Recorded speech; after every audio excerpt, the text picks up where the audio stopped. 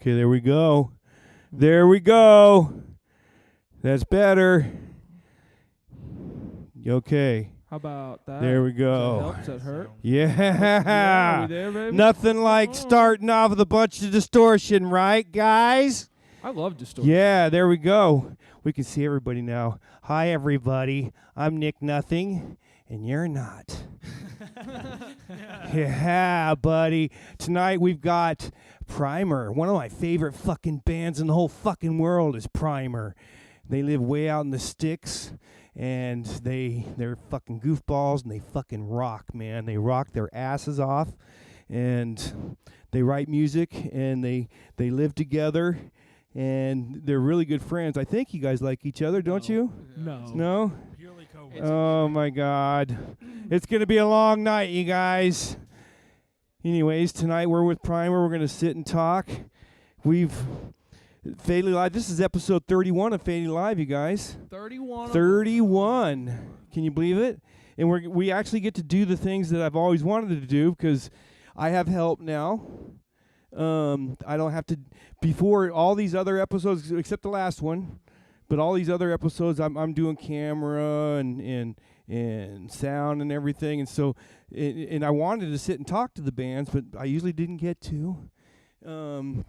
Because the bands I'd have to go fix a camera or go do this or do that and do this, and the bands would be like, so what do you want us to do now, Nick? And I'd be like, oh, I hope you play another song because I don't know what the hell's going on around here. So anyways, tonight we get to sit and talk and have a good time. You guys are going to play a few songs for us. We're going to get to learn a little bit about Prymer. And we get to chat with our fans and hopefully make some new fans. Make sure everybody likes, follows, shares. Fatally Live. We're on YouTube. We're on Facebook. We're on other channels too. But I'm old and I suck at those other channels. But I'm not bad at the YouTube and the Facebook. You guys are everywhere. You're on Spotify. You're on YouTube. Yeah, you're on all of it. TikTok. Even on the TikTok.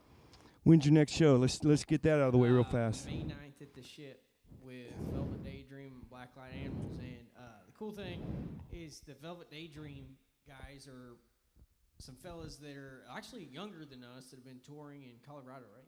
Yeah, Colorado. Nice. But yeah, we met them in about this time of last year, right? Yeah. Yeah, about a year It ago. was literally a year ago. We went to Colorado after 3 weeks in Texas. I tried to book us like 3 shows in Colorado. We only ended up getting 1. But that's where we met them. I wanted them to play with us originally, but they had another show in the area really nearby, so they couldn't. But they still came out and watched the show. That's how we met them. And bam, now they're coming to Kansas City. Nice. They're cool kids. Like the one, I forget his name, but one of them drives a Camaro. It's cool as shit. Yeah, That's it's cool. an IROC. Is it a Trailer bitchin' park Camaro? Camaros. A what? No, it's not A an IROC. bitchin'? It's Yeah, one it of is. those- I thought it was Pretty one of bitchin'. the 70s. That's okay. When was the IROC? It wasn't the 70s? Well, I guess it was 80s, huh? 80s and Yeah. 90s. 80s and 90s, yeah. 90s. Yeah, you're right. What do They'll I find know? us out. We will know. I'm just a stupid bass player. Just Me too. It's a common theme.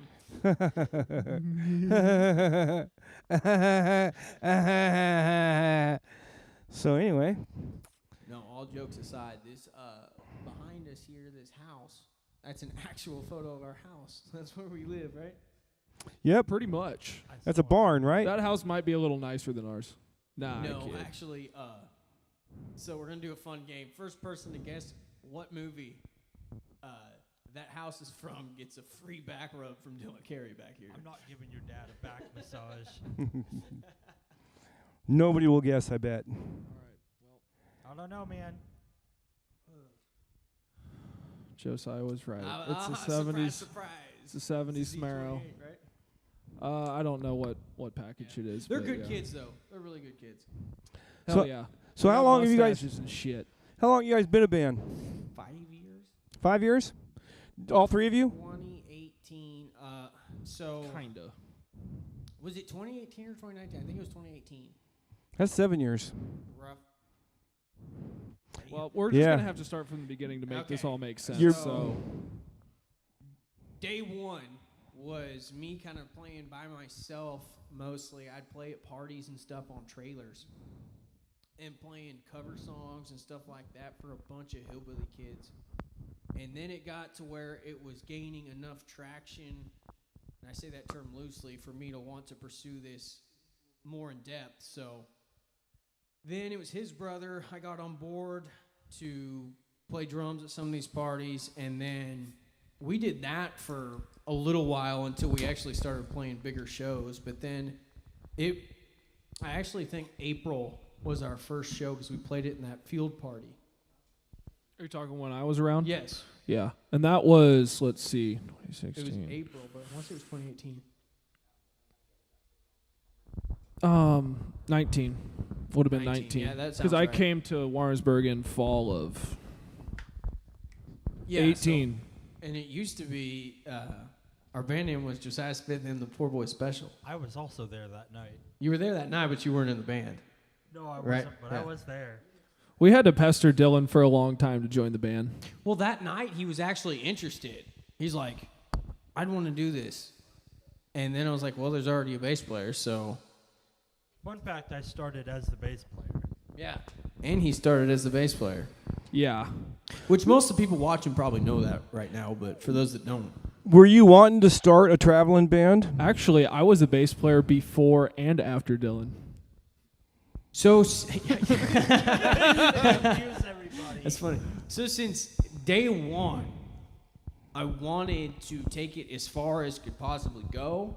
I just didn't know how or who exactly was going to be on board. That's why my name was on it in the beginning, because I just didn't know. And you know, that early on in the journey, it's hard to actually know who's going to stay with it. Because, like, where we live, I mean, it's kind of, you know it. Like, everybody goes and gets good jobs, and this is kind of a fantasy lifestyle, if that makes sense. Like, it's not... Yeah, totally. You don't hear of people doing this and actually making it work. Everybody around here that does it, it's, oh, we're going to go down and watch, you know, Billy Bob down at the bar playing his band. And it's cover band shit, and they, you know, play songs all night, and then they pack it up and then go back to their day job every day. Right. Which right. is just kind of how it is where we're from. I mean, people that Right. have done it. So trying to do That's what I did all my life. I mean, trying to do something more than that is very difficult, and it's not like everybody welcomes it, especially when you're a novice at it starting out. Right, Because yeah. then it's like, especially when you're not good yet, you know? And we're still not where we should be, but it's like, when you're starting out, it's like, okay, they can see potential, but the amount of work that has to go in to make it what it should be is a lot. So how did you learn to get started? Did you, I mean, like YouTube, or what did you do to start learning how to Trial do what by you want to do? fire. Yeah, trial by fire? Jump in a pool. Don't know how to swim. Did any of you have bands previously to this? Dylan Carey's the only one that's had experience with it. I was in a shit ton of bands before I was in A shit ton. A shit ton. How much is a shit ton? Here, let me count them down for you. Let me see if I can remember all these. First band I was ever in was White Rose, my friend Braxton. And then after that, I joined Instant Karma. Instant Karma? Yeah, which was two members of Blacklight Animals were the ones that ran that band. Then after that, I was in Death 4, Days of Silence. I was in the beginning of Dread to Fall, and then I joined this band. That's a lot of bands. There's a lot of bands. I also make music with my grandfather currently also outside of Oh, do you really? I do, yeah. That's way cool. I'll send you some links after. What kind of music do you and Grandpa make? Man, I call it country, but it's country sounding a mix of a few things. Does Grandpa rock at all? Go on, Dylan. Tell him. I don't know. Does he boot, scoot, and boogie? He does like Brooks and Dunn a lot. So do I. Oh, he does a lot of Brooks and Dunn? Oh, no, he just really likes that band. Oh, okay, I But, see. Josiah and I come from musical grandfathers. So, fun fact, before we ahead. elaborate on that, Go ahead. I actually jammed with Dylan years before the band.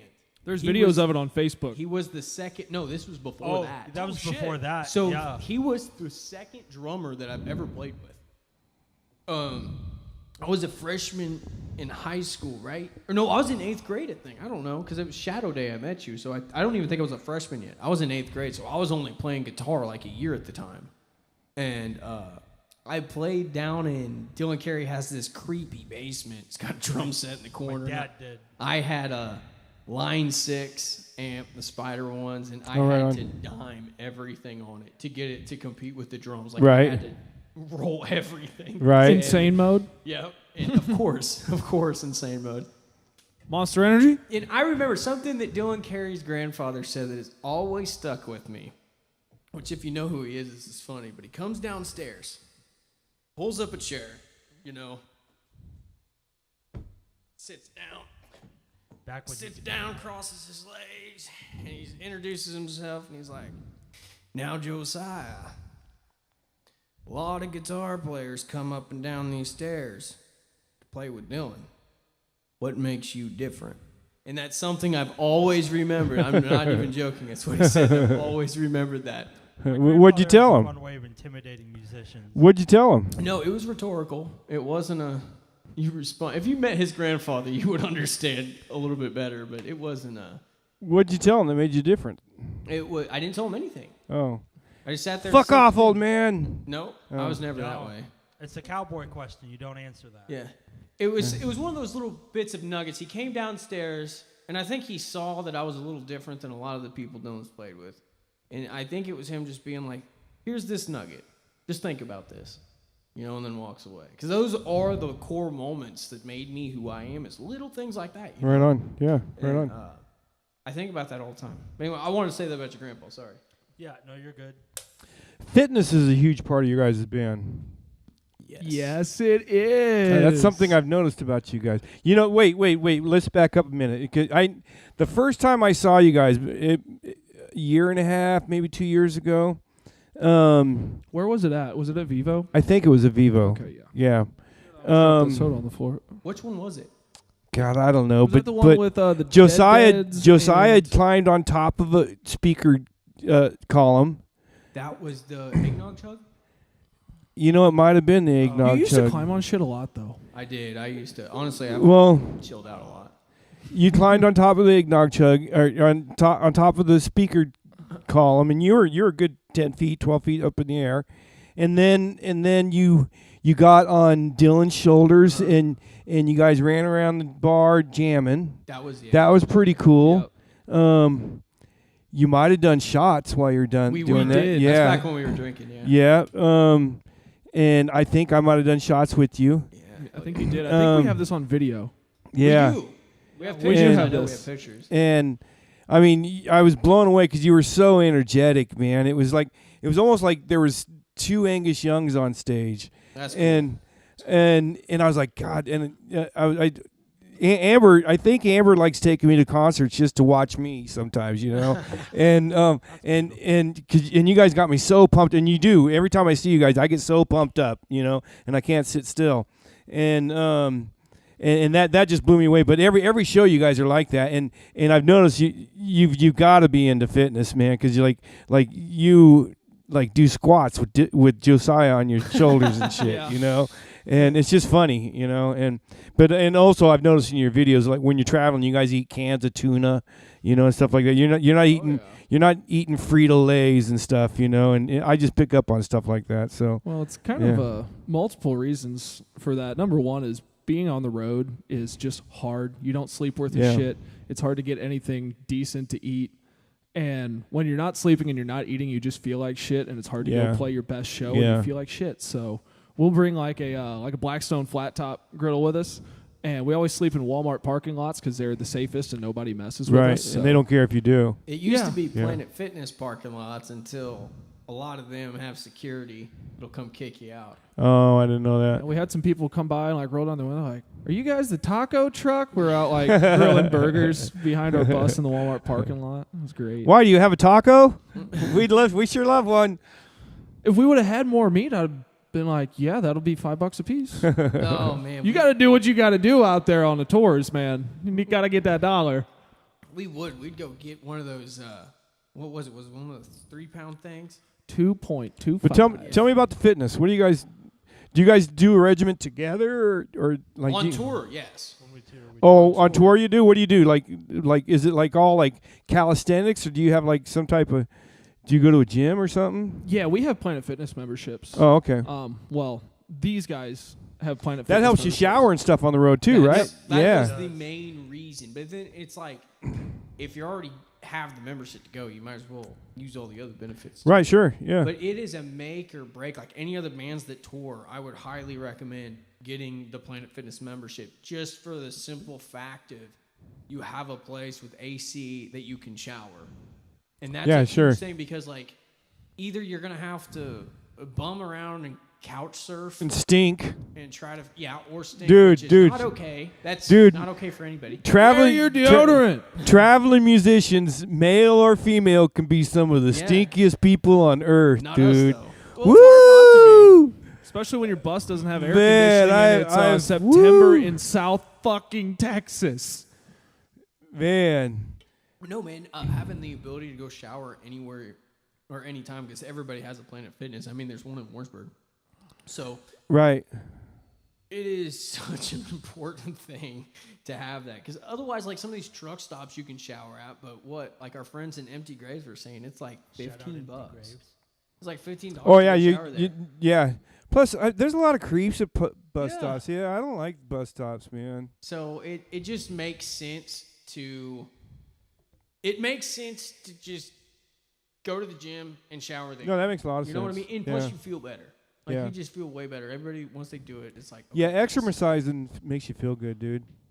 Yeah, well, the way it worked out was like, I've been into that stuff my entire life, like since before I was in high school and stuff. You look like a fucking jock. I kind of am. Yeah, I know. A little bit. I'm a lot of things. Dumb is one of those things.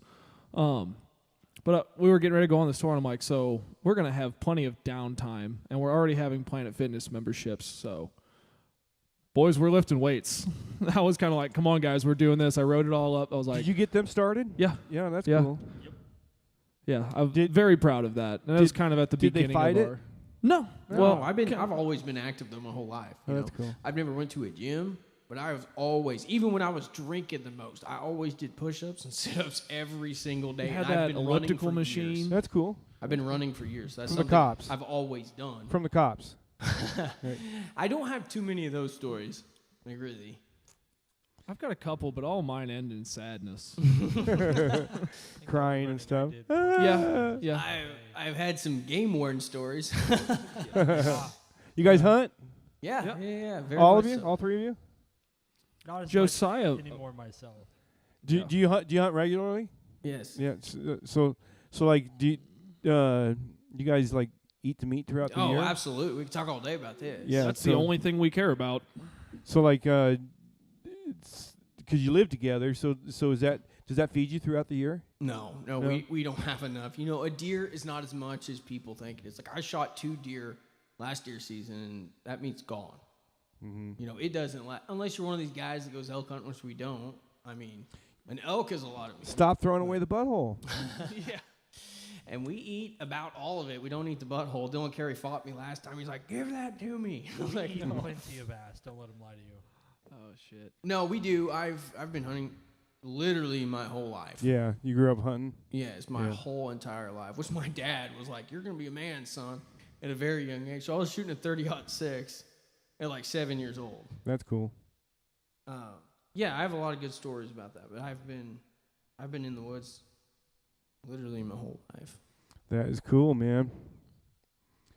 So you guys run around naked in the woods all the time, don't you? Well, it's the only way to do it. It's quieter and you blend in more. Right. You like take Nature's mushrooms camouflage. Take mushrooms and chase coyotes around and stuff. Well, you know, everything in the woods. Hey, I'm booked up next weekend, guys. No, I've never done mushrooms or nothing. I can't even smoke weed, though, dude. Yeah. Oh, I love mushrooms. They're cool. Yeah, me too. And now I can't drink anymore either, so. Yeah. Drinking's bad for you. Yeah. Yep. Yeah. That was one of the wildest things. We used to have so much fun doing it, and we did it all the time. And it was cool. It was like, it wasn't even like this is rock and roll, we're going to get drunk. It was just like, man, we went and worked all day. We're dirty and tired.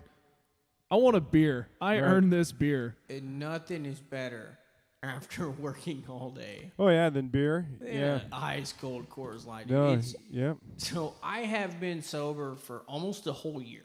Wow, I didn't know that. Almost a whole entire year, and it is still probably one of my favorite things to do. So was there an incident that made you guys go sober, or you guys just like you need to get serious, or? It was for me. It was a combination of a lot of things. It was so there when I kind of stopped drinking.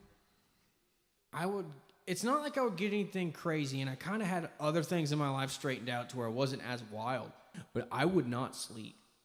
Dude, I would drink beers, and I would stay up all night into the next day. Like, these guys would go to bed and wake up, and I'm shooting the bow out in the yard, like throwing beer cans out in the yard to shoot. I'm not hurting anybody, just staying up all night. And it's one of those things where I was starting to get to the age to where I was getting hangovers, too, and so I would spend a whole day hungover, and it was like, this isn't worth it.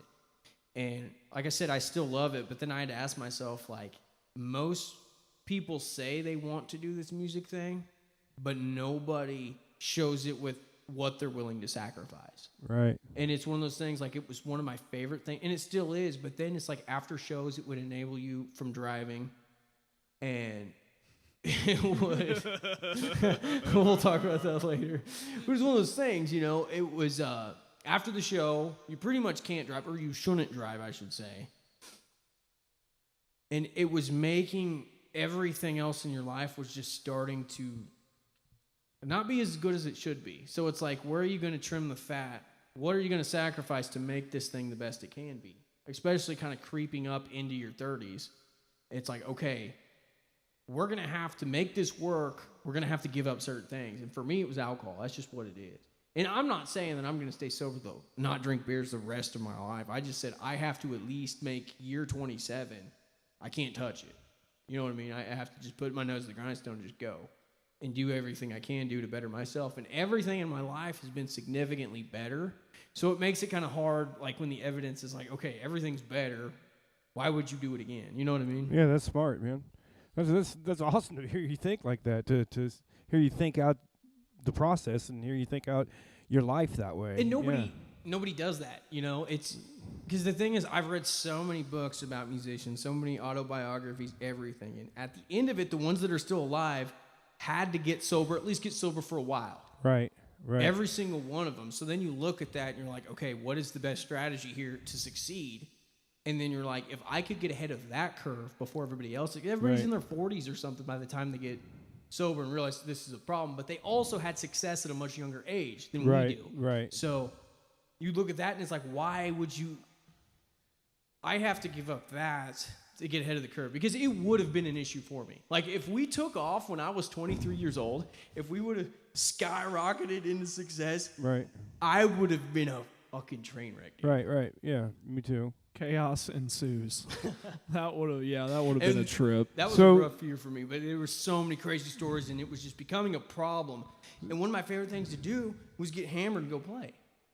Because it's fun. They go together so well. Yeah, you know what I mean? And you could get wild. I broke my guitar several times on stage. Just get hammered.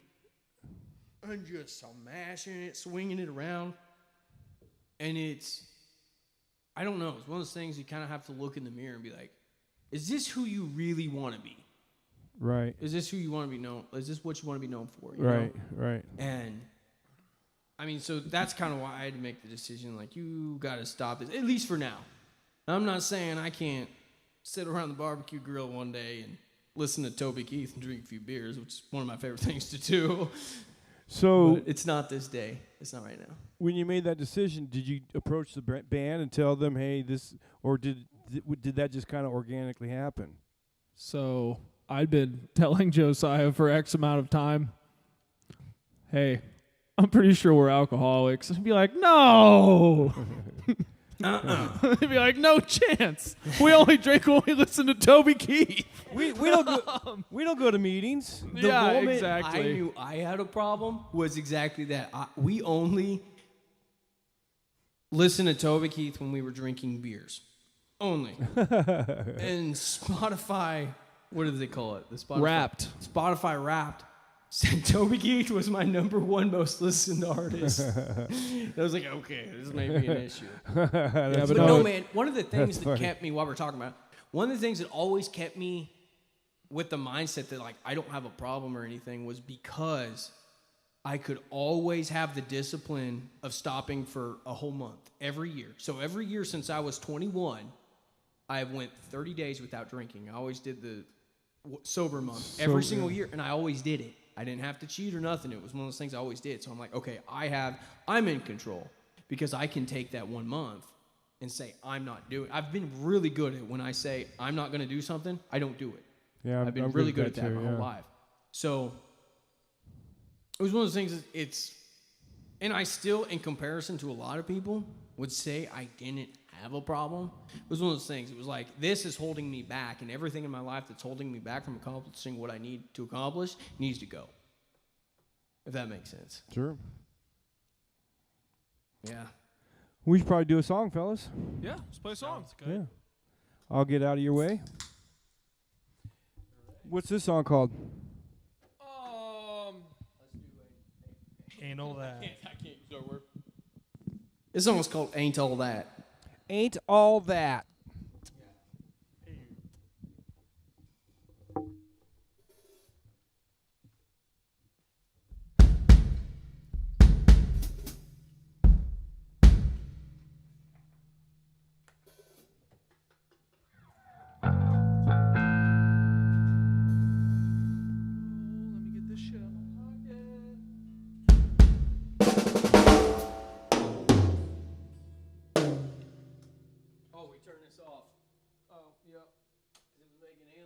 Good remember, Joe. 1, 2. All right, are we ready? Are we good to go? Yeah, ready.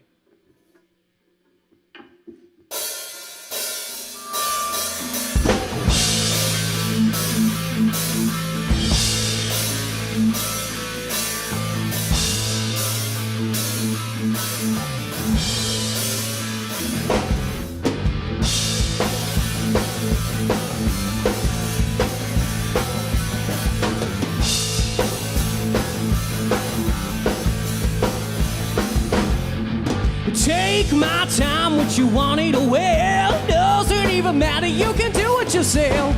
Taking everything like it's something for free. Wasting every day, what you trying to preach? Ooh, no. Ain't got nothing, ain't all that. Dollars in the quarters, what a problem there. Doesn't even matter, baby, what's it to me? I don't even care, but you're still never gonna be free. Yeah. Living you learn, baby, learning you live. Reaching for the bottle, but the bottle don't give. Taking everything like it's something for you. Reaching every day what you wanted to lose. Ooh, no. Ain't got nothing, ain't all that. Dollars in the quarters, what a problem there. Doesn't even matter, baby, what's it to me? I don't even care, but you're still never gonna be free. You never know, still always coming to find for your time. Never what to take for the bridges that you burn, is every bridges that you break. Seeing it down tomorrow, but you're still never coming to share. Yes, you get.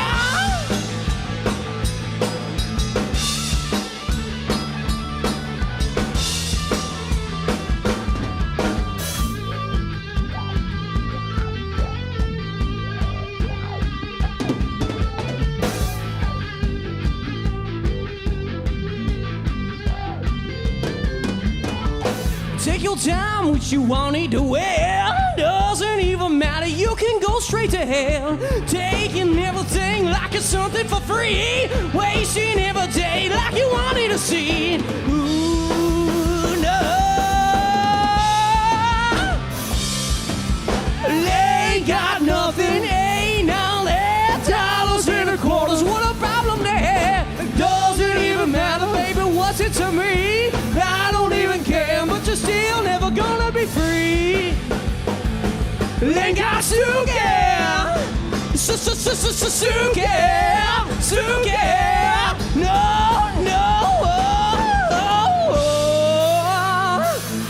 Yeah.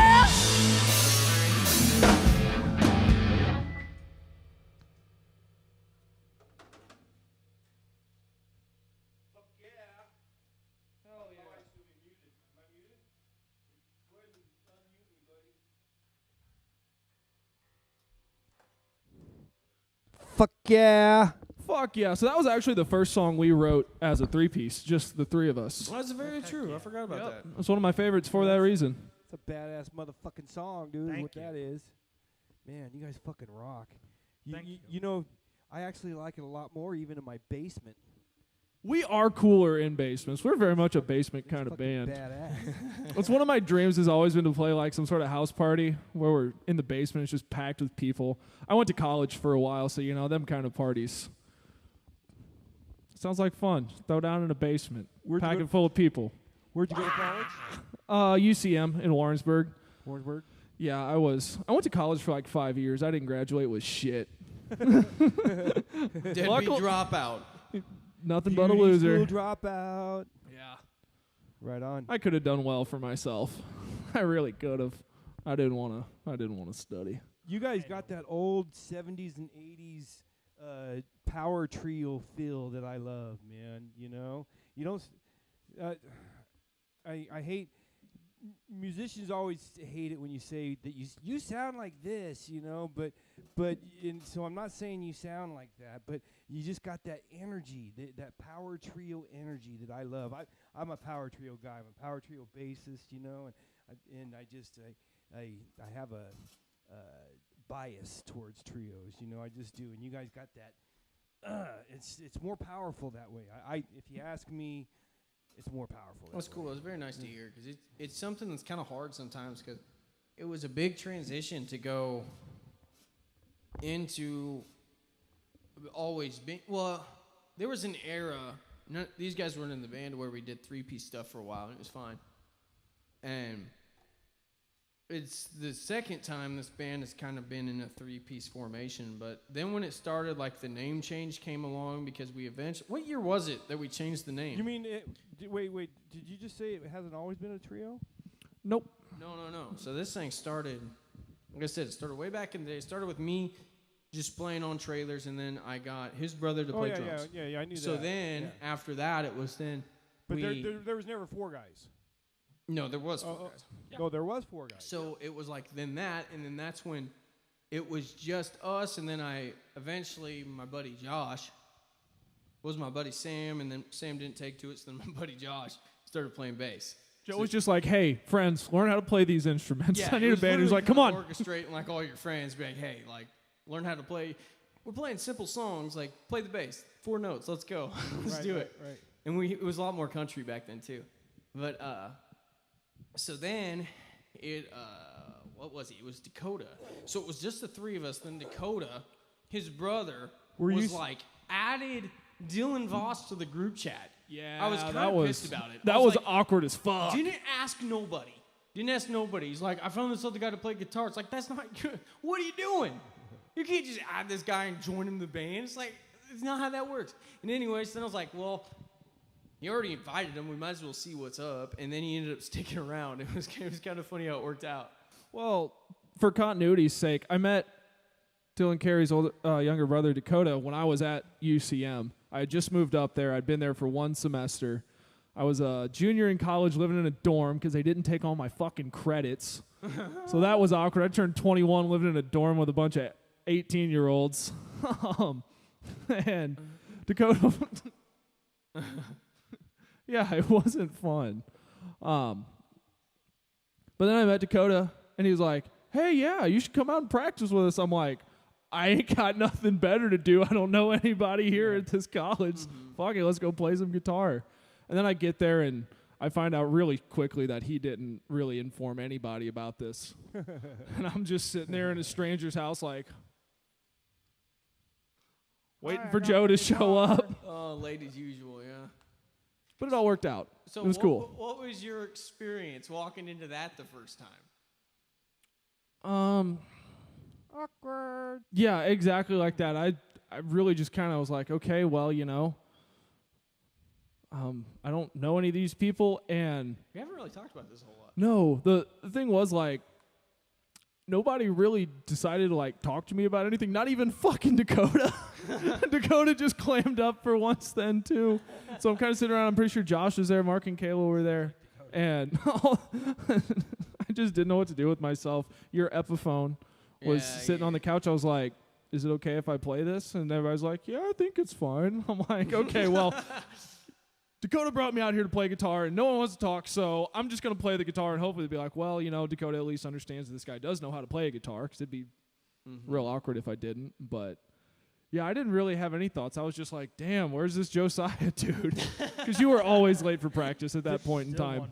Did I hear you say it was more country-ish back then? Yeah, man. It was mainly country music back then. Were you singing? Yeah. Wow. Yeah, dude. It was, that's where I learned all my chops. Was it originals too? There was always, okay, so we have never played a set ever with no originals. Like, even since day one, there's always been at least one. There always has been. But it was, yeah, man, I would write some more stuff like that. And did you write any sad country? yes, Wow. I probably don't It's remember. on Spotify. It's on Spotify. Is it really? What's Yeah. the name of the band? Prymer. We've got some of the songs from that era. I'm pretty sure when I joined, it was You Already Know, and that was the one song we had. No. When you joined, it was, what was it? Never Looking Back or something. It might have been, but I remember. It was. I remember You Already Know being around like the whole time. You Already Know came when Josh and Dakota were in the band. That's when that came out. Yeah, and Josh and Dakota were in the band when I was in that band. No, like after you, I thought. Maybe not. Maybe not. I maybe could be not. wrong. Maybe it was But Never Looking yes, Back. there was some more country-esque music. I mean, we have one pretty much a country song, Small Town Stuck. It's on Spotify. Shadow in the Dark is kind of a Small Town country Stuck? song too. Yeah. That's a cool title for a song. But yeah, it's all on our Spotify. Just I go. gotta check that out. Yeah, you should, because we graffitied a building at 2 and 13 Junction. we pulled the truck. It's like kind of a notorious spot where we're from. Yeah. Like everybody We were spray not the paints on first it. people. Oh, right on. Everybody spray paint shit on it. So we're like, hey, the song's coming out. We should spray paint that building. So we took Dylan's truck and pulled it right Grabbed the up, backed ladder it and up, backed right, up to it. right at night, and people were driving by. We didn't give a shit. Turn We the got out the lights rattle off. can and put Small Town Stuck. So that's the album cover. But since then, they tore the building down. So it's kind of cool we got that little last one in. Yeah, I think we were one of the last people to We do were it. one of the last people to vandalize that building. Hell yeah, brother. So Small town shit. What made you want to go rock and roll? It was a very organic transition. It was kind of like I've always, my mom and dad never really liked country music at all. It was not a country music household, although we lived out there. It was very much. My dad was more into rock and roll and stuff. So was my mom, for that matter. But it was always something that's always been there. It wasn't until I was like 14, 15 years old and went to go stay with my grandfather. He would listen to 97. I think it's 97.1 is what it was. But it was just classic country song. And I remember sitting in the back of his Jeep XJ as we were driving between farms. And I remember hearing Joe Diffie for the first time. I heard Pickup what Man. song? Yes. It was Pickup Man. And this was right before I was buying my first truck. I was like, this is the greatest song ever written. That's all I could think of in my head. I was like, this song is so good. But then since that moment, I kind of really fell in love with country music. Right. And kind of only really kind of listened to that for a while. But it was always... So playing in the early days, playing country covers and stuff, it was always cool. But there was something missing here, I guess, if that makes sense. It's Sure. like I've always... And even since the beginning, we'd play like our cover of Long Haired Country Boy that's on well, Spotify. Honestly, anybody who doesn't play rock and roll has something missing here. Yeah. So, yeah. Well, and let it be noted, too, that when we were doing country band things, we weren't out here playing, like, radio country. We were playing cross-Canadian ragweed and all the... Cross-Canadian ragweed. And You Charlie know them? Daniels and shit. Yeah. Oh, is that a band? Yeah. No. Yeah. The other CCR. The other CCR. No, and they earned it. Cross-Canadian ragweed is seriously some of the most fantastic music out there, period. Not just country music, but music, period. They're country, fantastic. huh? Yeah. Huh. But it's not the same Do you as guys the... like Red Dirt? Yeah. Yes, Yeah, it was a lot kind of Red what Dirt. it was started, dude. We played that Stoney LaRue song. The Oklahoma Breakdown. Oklahoma Breakdown is Gosh, great. that's We been a did while we did ago. some Co-Wetzel songs. You guys were fading out that Stony LaRue cover when I joined. Yeah. Because I learned it. I think we literally did it for 2 weeks, and then it just disappeared. It was cool. And you know what? We were really good at that shit. We were really good at it. Were you? The Red Dirt, because it's kind of natural, man.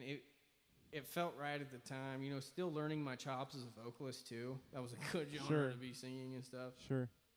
But yeah, man, there's a lot of... And it was... Even when we were playing on trailers and shit, like, it was always... Like, in the choruses, kind of like the Nirvana trick. Mm-hmm. It was like these choruses always had distorted power chords over them. It was always a little bit of rock and roll, even when it was country, you know? Well, and two, when we were playing all those country songs, we were also playing a lot of rock and roll music. We played a lot of Tom Petty. Yeah, old We school played rock some and roll. Mountain. We played some Ted Nugent. You know, a lot of stuff. I can hear you guys doing Ted Nugent and Mountain, yeah. Now, you've been the guitarist, the bass player, and the drummer, right? No, not yet. Not yet, but you No, better. I play guitar and bass. Come up here. Here, I'll Oh, yeah, yeah. Wait. You're good. You're good. You're good. But yeah, when I first joined the band, when I was in college, I was playing Get rhythm up here, guitar. buddy. I was playing rhythm guitar.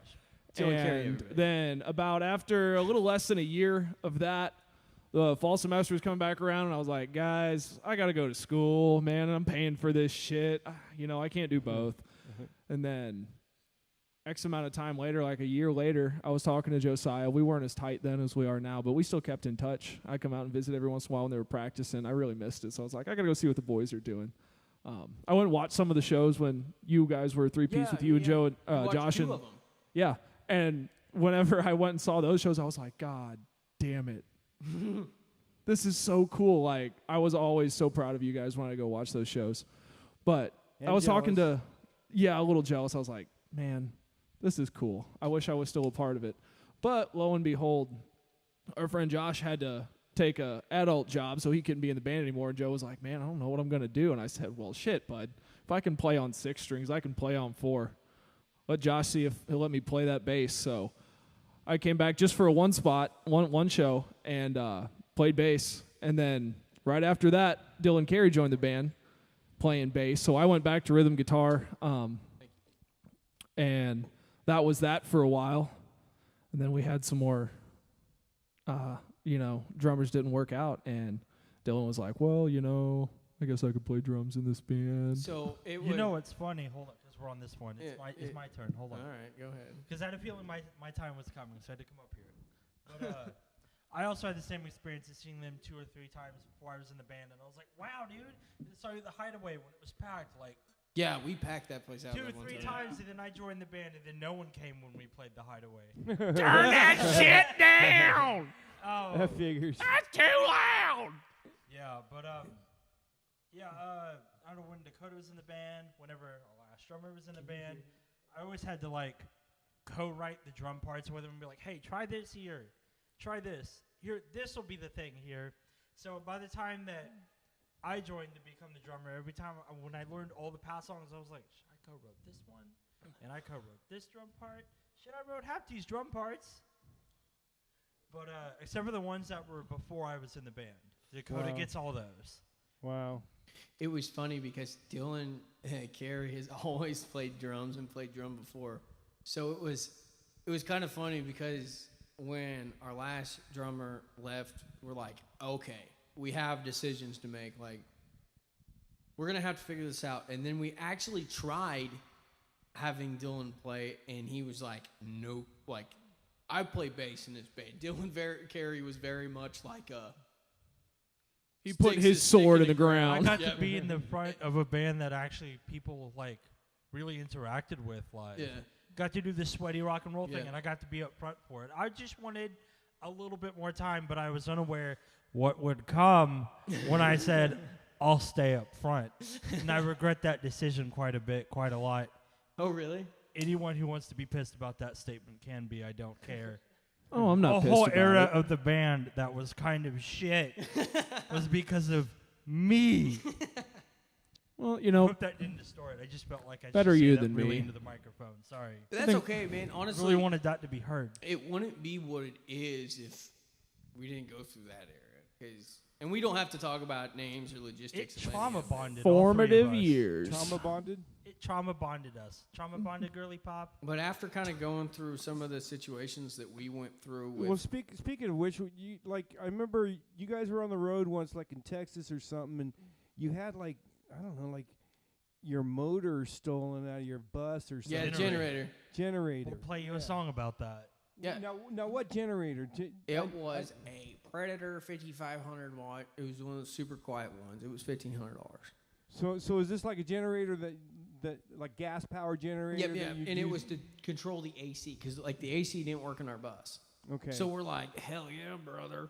We'll get a generator in the back, and we'll get that AC unit in there, and we'll be able to sleep at night. It's fine, and it worked good for one night. I think we got one night of it, right? And then it Yep, we got one stolen? night of Yeah. it. Well, actually, Rough. we had 2 nights with the generator, but the first night we didn't figure out that there was like a carbon monoxide sensor on it, and we had the exhaust facing the back of the Yeah, bus yeah. because it was on that cargo rack, and so it would like kick it off and stall it out and stuff because it would sense those fumes and be like, oh, I got to turn it off. We're like, why the fuck won't it work? This is bullshit. We spent all this money. And then we figured it out for Fix the that next thing night, over. and we slept like babies. And then the next day we come out after the show. I go to get in the bus to move it to load out, and the generator was gone. And I said, Josiah, they took our generator. I remember I was backing them in. I That's- came marching back around the back of the building. I was like, Joe! So it was one of those things. It was like at the beginning of Left Lane Boogie, you can hear the bus back up. Beep, beep.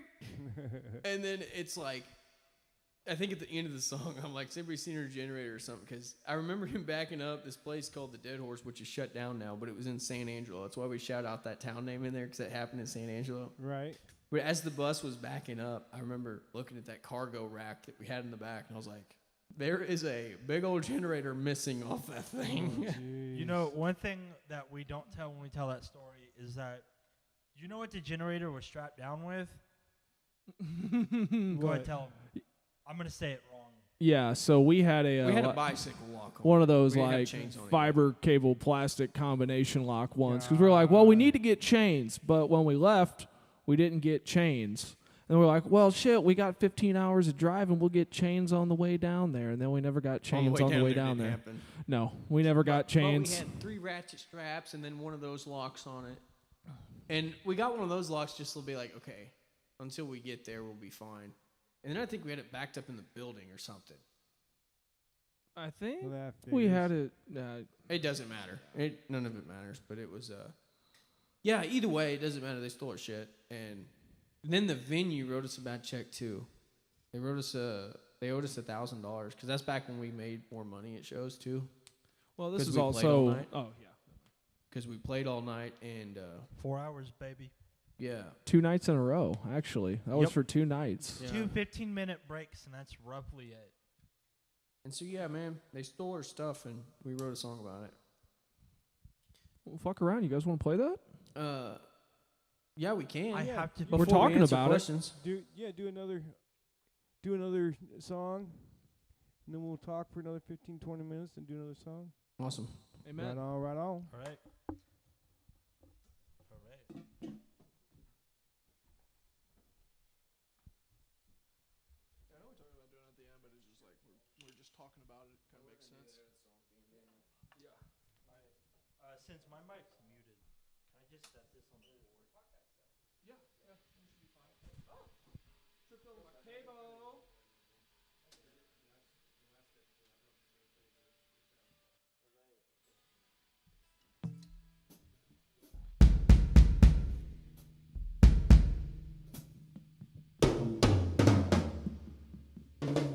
It's weird. I haven't played with a boom mic in years now. It's been years. I always have the single one that folds in.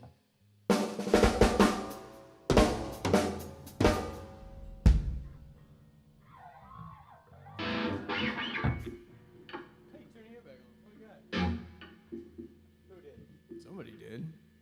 Are you ready? It was Thomas. This is Left Lane Boogie.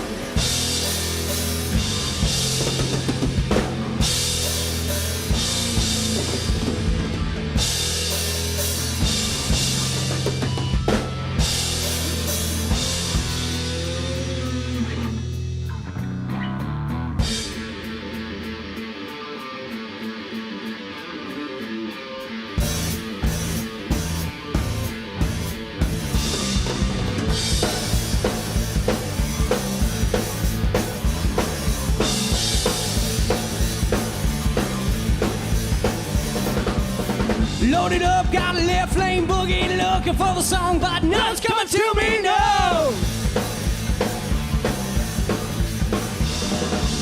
6 tires are glued to the road, sorry about you, baby, don't know if I'm coming home again.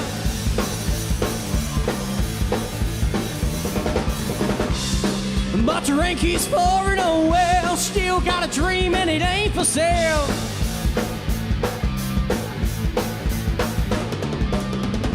If that ain't L-I-V-I-N, tell me what the fuck is.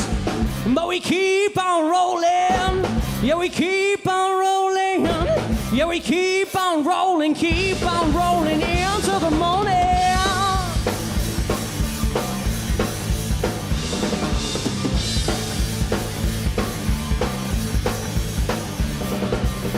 Camped out in the parking lot. Sun's up and it's getting hot. Jacked our shit, there's no air in the vents. We're never going back down to San Angelo again. But the rain keeps pouring away. Still got a dream and it ain't for sale. No, it ain't. No, no, no. If that ain't L-I-V-I-N, tell me what the fuck is. But we keep on rolling. Yeah, we keep on rolling. Yeah, we keep on rolling into the morning.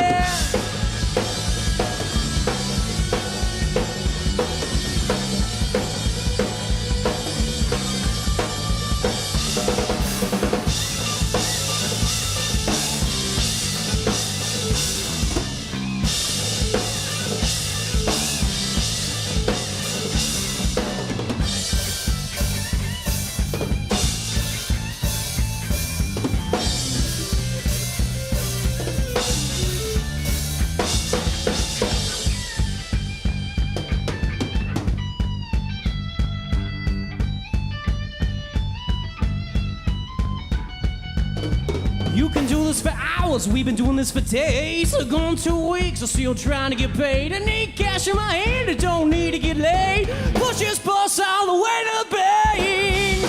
But the rain keeps pouring away. Still got a dream and it ain't for sale. No, it ain't. No, no, no. If that ain't L-I-V-I-N, tell me what the fuck is. But we keep on rolling. Yeah, we keep on rolling. Yeah, we keep on rolling into the morning. Into the morning.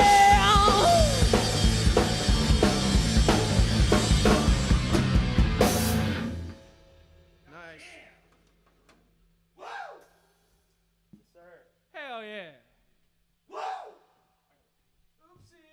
Yeah, thanks everybody that streamed and shared that song too. It's actually doing really well on Spotify. Oh, really? It's got over 3,000, which is small numbers in the grand scheme, but for us, it's pretty cool. It's got over 3,000 streams. Nice. No, that's really good, dude. 3,000 streams, that's really good for a local band, dude. It's pretty good for where we're at and doing literally everything ourselves. Yeah, no, that's really good, dude. Everything as far as like all the playlist pitching, all of our booking, I love all that. of our social medias, everything is us. You know, I love that song. And, you know, my chiropractor wanted me to tell you thank you for that song. Oh, really? Yeah, because every time I see you guys and I listen to that song, I have to see her a few times. That's hilarious. Yeah, yep. That's funny. Yep, it's true. It's fucking true. I ain't lying. I've rock and roll has made a few chiropractors rich because of me. I guess I can't say that right. I guess that must be part of my disability. Chiropractors have gotten rich off of me because of rock and roll. That's how I would say. Hell yeah, brother. Yep. It's Has nothing to do with the lightning strike and all that shit. Yeah. a lightning rod. No, that has nothing to do with it. No, man, it is kind of cool to see that song, especially kind of do good on the streaming and stuff, because that one was one we did. You know, we went in West Ends, but like it was produced. The past few songs we recorded in Nashville and stuff, but that one was one we just kind of took all of our ideas, and it's kind of a little, I would say, unorthodox in spots. Like it's still the rock and roll standard. There's nothing stupid special about it, but it does the intro thing that most people probably want to do with the dun dun dun. Like when we recorded it, there's the little talking bits. Right. So it was all like we had a lot of ideas, and it was some stuff that we liked, and it was very much an us song. It was one that we were very passionate about. Right on, right on. So it's cool to see it do good. I'm gonna grab Dylan C. a stool. Oh, thank you. Nice. I meant a stool sample. Oh, he's got plenty of those. Oh, yeah. I've never met a more flatulent person in my life. So do we have any questions yet that we can answer, or not yet? Damn, they don't. Come on, chat. What the fuck, chat? Oh, sorry. Damn, that hurt. That's okay. I've Do done what? that too. Yeah, they know what's up. That's our Hi, sister. Abby. Hi, sister. Howdy, sis. This is Josiah's sister, too. Sorry, cousin and girlfriend.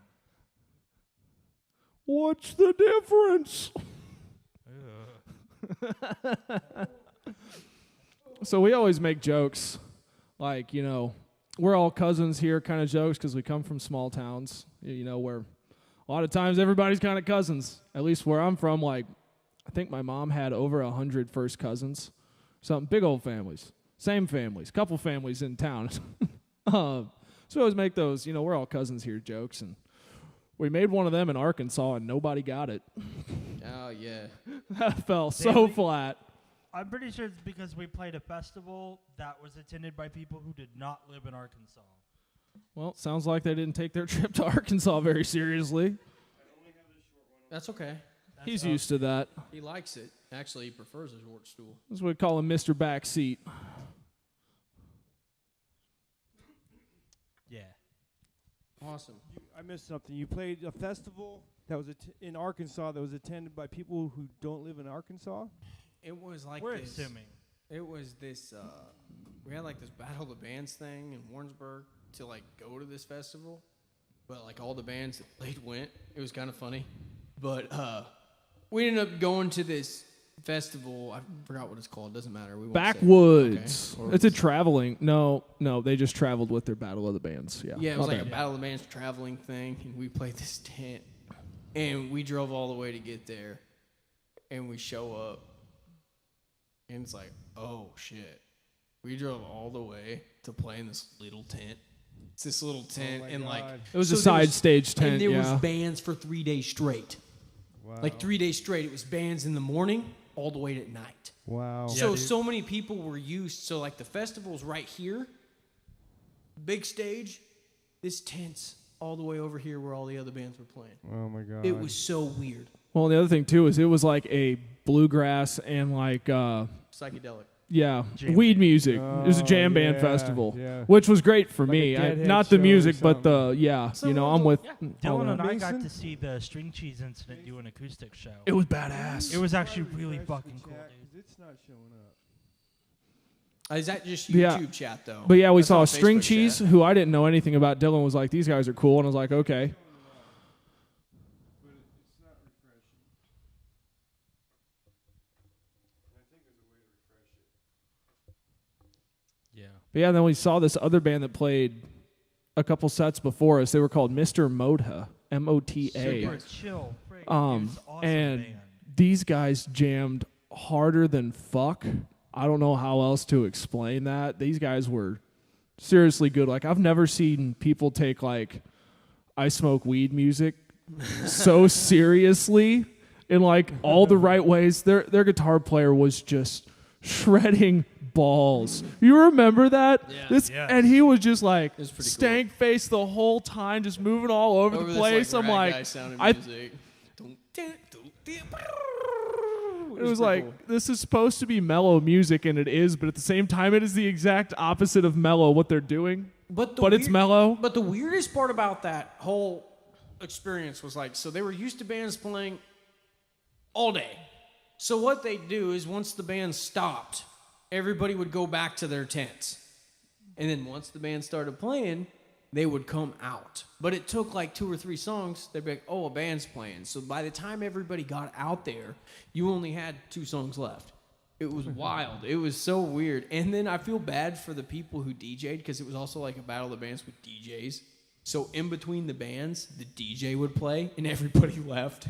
Everybody would go back and the DJ was playing by themselves. I felt so bad. Wow. But it was weird because we actually were able to fill that tent and we actually had a good crowd there at the very end. You know what song started pulling people up though? Oh yeah. What was it, Dylan? Led Zeppelin. It wasn't. Yeah, it was. That was a song we were playing when everybody was up there. We saved that. What song was it? When everybody was up there. People started coming up when we played Shatterpoint, I think. What Zeppelin? Well, people started coming up at the beginning, but I'm pretty sure Zeppelin was a high point. I'm pretty sure there was more people at the end of Zeppelin than the beginning of Zeppelin by a noticeable margin. Yeah, probably, dude. Zeppelin always gets to everybody. Zeppelin works, dude. I remember when I was a kid, so I grew up in St. Louis area, like an hour from St. Louis, so I listen to all the St. Louis stations. KC 95, it's fairly famous if you're from there or into rock music radio, I guess. But they always would do like Daily Dose of Led Zeppelin. They always played 2 songs. And growing up, I hated Led Zeppelin so much. I fucking hated Led Zeppelin. Did you really? Oh. No, Nick. Oh, I did. Oh, yeah, no. But it was when I was a kid, you know, because heavy metal was different. There wasn't all these subgenres and stuff, and it was different than you would think. Like a heavy, if you were a heavy metaler, you liked AC/DC, you liked Judas Priest, you liked Aerosmith, and you liked Crocus, you know. Yeah. But you didn't like Led Zeppelin, and you didn't like Kiss, you know. I still don't like Kiss. Some heavy metalers did. You liked Jimi Hendrix, but he wasn't heavy metal. Yeah. You know? But anyways, so anybody who liked like AC/DC, they didn't like Led Zeppelin. You know, and anybody who liked Led Zeppelin didn't like AC/DC. You know, that's how it was when I was a kid. So yeah, I grew up hating Led Zeppelin. It wasn't until I was, 25 and understood the blues that I liked Led Zeppelin. You know. Kind of about the same for me. I don't remember what age I was, but what they'd always play on the radio was like later songs, some of the softer ones, always Stairway to Heaven. Yeah. And so I never really understood it until for some reason I was like, I'm just going to go dive in and see what this is about. And I listened to Zeppelin 1 and I was like, oh, brother, we have landed. This is the coolest thing ever. Right. But I still, I mean, there's some Zeppelin I'm still like, whatever. But there's some I really like. I could play a lot of Led Zeppelin on guitar and on bass. I don't like Led Zeppelin 3. You know, like, I'm not a fan. The Immigrant song's cool, but other than that, the whole album's like, dude. I've been in a lot of cover bands, so I know how to play a whole bunch of Led Zeppelin. You know what's an underrated Zeppelin album is Coda. Yes. Coda has heaters on it. If you've never given it the time of day, you should do it. That's one with Cashmere on it. No, that's Physical Graffiti. Yeah, Physical Graffiti, right? Yeah. Coda has like Darlene. Doesn't it have Fool in the Rain too? Or is that Into the Outdoor? That's on. Yeah, that's Into the Outdoor, yeah. That's my favorite Zeppelin There was a song. time in my life when I was 22 and the only album I had was Led Zeppelin 4. That was the only fucking one I had, and I was so pissed. But I would listen to it like all night long because I mean there was 3 channels on the TV, you know. And shit, you know, and fucking so and I didn't watch TV, so I would just listen to fucking that Led Zeppelin album. But we had Z-Rock too. AM radio was pretty good back then, you know. So and we had Z-Rock on AM radio, and they played, you know, all the hard rock. But you had to listen to AM radio to get any good hard rock, man. Got some questions here. Okay, we do have questions. No way. Yeah, on Facebook Live, there's yeah, we're not getting our chat from Facebook for some reason. For some reason. I can swear there's a way to refresh it in there. Oh, yeah, right there. Huh. Oh, I can weird. just read them. Yeah. Yeah, you just read them. Okay. What's your favorite thing about being in a band? Oh, there's the whole thing. Oh, my goodness. shit! Hey, there we go. People have been watching us the whole time. All 7 of you. Hello. What's in the kid? Hello, Okay. Stacy's, Kimberly, So I don't have to Jaden. read that. You guys can read that. Yeah, Right? the 'Cause I YouTube- can't read it from here. The YouTube and the Facebook chat should be in there. Oh, hell yeah. Here we go. Now we're partying. Now we're cooking. Here's where we Hell get yeah, stupid. got to get the lead out. Stupid. Amen. The first time I heard that phrase was in the movie School of Rock with Jack Black. We do have questions here, by the way. So what was the first one? What was the first question? What's your favorite thing about being in a band? Right? Yeah, but I don't know at what point There's in the other chat. chats Yeah, upwards let's just there. start there. Yeah. Can you scroll up in that chat? What that chat do? No, I think that's all. Well, Oh, tell them okay. what's your Well, then favorite Joe- thing about being in a band. Yeah. What's your favorite thing about being in a band? if you had the questions on your phone. Yeah, I can do that too. Well, let's answer that one first. You guys go. What's your favorite thing about being in a band? Favorite thing about being in the band? I always have a constant, one thing that I can always look forward at all times, no matter what else is happening outside of our practice space, outside of stages. Oh, sorry. There is always something to look forward to outside of, I don't know, no matter how bad everything outside of our practice spot or stages go, I always have this, and that is something I am forever grateful for. That's a good answer. What about you doing? Oh, I'm just compelled. Like, I don't have a choice. I don't have a choice. I think all the time about doing other things. Like, I just started a fucking business so I didn't have to go work for somebody else this year. And I think about shit like that. I'm like, man, I could go do other things. I could just have music be for fun. I'm like, no, I can't. I'm like, I can't. There's no choice. I don't even think about it anymore. It's just like, yep, this is what I do. Like, I don't know. For me, it's like I feel the same way. I've always kind of known, and it also sucks too, because it sucks, and I use that term loosely as well, because it doesn't suck. But at the same time, like when you're serious about it, it's like I describe it as like looking at a mountain. Like I've felt that way since starting this thing. It's like looking at Mount Everest, and you're like, I know I'm gonna end up there, like at the top. Like I know that's coming, but it's a long fucking ways up there.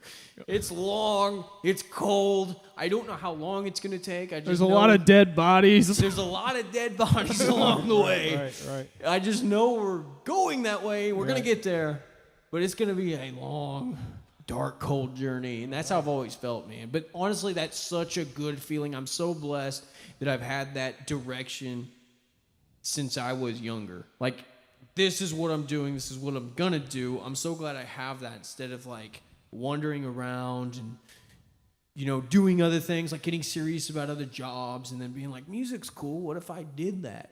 You know what I mean? Like for the past how many years it's been, it's always been like, I'm gonna do this thing. Even at the times to where it wasn't as serious as it is now, it was still, that's the direction we're going. We're just doing what we can to get there. Well, I know that you, Josiah, you sell merchandise more aggressively than anybody around. You do. It's like a Summer pit bull just No, bite you some do. shit. At the shows. I've seen you do Yeah. it. I've seen you like. Oh, it seems like you get mad if nobody's going to the merch table. I've seen you tell people, "Get over there," and I don't know. I'm half drunk when you do it, of course. Yeah.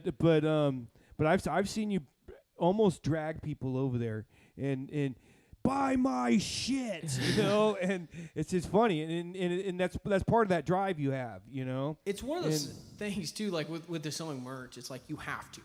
I see so many bands like lose so many opportunities because they don't really push that. But that's okay, because I don't think they've ever been in a position where they've had to, like we have. Like, Right. And I'm not judging anybody that Right. hasn't You don't need have gas that money trade and shit, yet. yeah. But it's for us, it's been like on the road. It's so much easier to sell stuff because like Right. we're out of town and it's like, hey, this is what we need to do. But Right. being a salesman is literally what this job is. Right. Yeah. Big You time. have to sell yourself constantly, yep. like with social media, with everything. Yep, And I you're see so many selling bands like tickets not and- use yep. the tools they have. Yep. Like merchandise is so big. And then but the biggest thing to that is not just selling shit. Like if people can smell that you just want their money and that's it, they don't want to fucking come. You know what I mean? Right. Is that guy that like knocks on the door, like buy this. But Yeah. if it's like, I'm aggressive with it because, like, we need more fans. And I know Right. that's a two-way street. Like, we're always talking to people at the merch booth, even if it takes a while. Like, conversate, like, Do you have make like a mailing friends. list and all that? Not yet. That's one of the next things on our list. We have a big old list of things to do this year. That's something I've noticed about today's bands that we used to, when I was a kid, we used to, I mean, we mailed postcards, you know, and we used to try, I mean, we tried so hard to get your address, you know, the bands today, it doesn't seem like you do that, you know, and all you need is an email address, and it seems so much easier today. And you got QR codes and stuff too, you know, like you could set it up to where all you got to do is have them scan this, and it's then they just put in their email address and everything, and you got it. And every show you have this fan base, you can let everybody know where every show's at and everything, you know. And I mean, we used to do that. I mean, it was a lot of work, man, and that's just something I've noticed about today's bands. Nobody does that anymore, and I think that's weird. You know? Sorry, go ahead, Dylan. I was gonna say one of the things about that, like you were saying, the mailing list, it is huge, and that is something on our list. But when you're 100% DIY band like we are, there's a lot of things to do, especially now too that you have a bunch of social media platforms, and like there's so many different places to put your stuff. Right. You need to pick your battles there, though. I think. Yeah. You know, you can't do them all. But when you couple that with trying to make your living and take care of all the other things you need to do as a human being, it's like the only thing you can ever do is work harder, but at the same time, you can never work hard enough to do it all perfectly. Right, so you got to kind of have seasons. Like, okay, this needs attention right now, so I'm going to put my attention into this. And these other things, like we know they're there. We see them on our list every day. We're like, okay, do this, then we'll move on to that. And it's kind of like he was talking about with climbing the mountain. You're looking up at it, you're like, yeah, I know I'm going to get there. There's also a lot of how. Like, you don't know how you're going to get to the top of there. When you're at the bottom of the mountain, you just have to start climbing and find out. It's strategy too, I think. I don't think it's worth overthinking, but at the same time, it is worth putting thought into. Like, we're in this for the long haul. So how are we going to do this? Are we just going to run 90 miles an hour and gas ourselves out, or are we going to strategically be like, let's do this? It's like chess and checkers, man. We're kind of putting all these pieces together, and it's worked out well for us because if we ran harder at certain eras before, we would have fell harder and it would have been harder to get back up. Right. But it's yeah, man, and there's books that suggest things, but there's no book on this. Man, everybody's different. Everybody's journey's different as far as how to go, what to make, how you going to do it, you know? And we're all doing it ourselves. Like I said, but people know that, like at the merch booth. And I will say this before we move on to the next question. One of the biggest things that helped me sell merch was talking about, like, we're sober. We're 100% sober because people want to support you more when you're like, okay, these guys are about it. They put on a kick-ass show, and they're sober. That's something you don't see very often because they're like, holy shit. Because I say, like, hey, all of this money goes back into the band. Like, we don't divvy it up. We don't do nothing. We all live together. It goes right back into the band. What's your best-selling merch? As far as, like, a number-wise, like the most what money do you we've sell made, most of? I think we've made, like, over $1,500 one night. No. What item do you sell the most of? What do people buy the most of? Like, is it shirts or Shirts, definitely shirts. koozies, shirts? Shirts are kind of, Right on. I'd say honestly, it depends. It depends on where you go. You go to some more of these country areas, like we play, hats do really well. The Oh, camo. yeah. You know I what see I that. mean? It's definitely the certain areas are different, but shirts are the number one. And if you go to like new areas, it's always the black ones, you know, because that's the thing that, like, if you're going to play local X amount of times a year, you got to have new stuff because everybody has the black shirt. Everybody has everybody's black band t-shirt. Yep. So you kind of got to have enough, have different designs. I like to make sure I buy the band's merch, but I hate having to rebuy the same merch, you know? So, exactly. Exactly. Yeah, and I will because I want to support the bands, you know.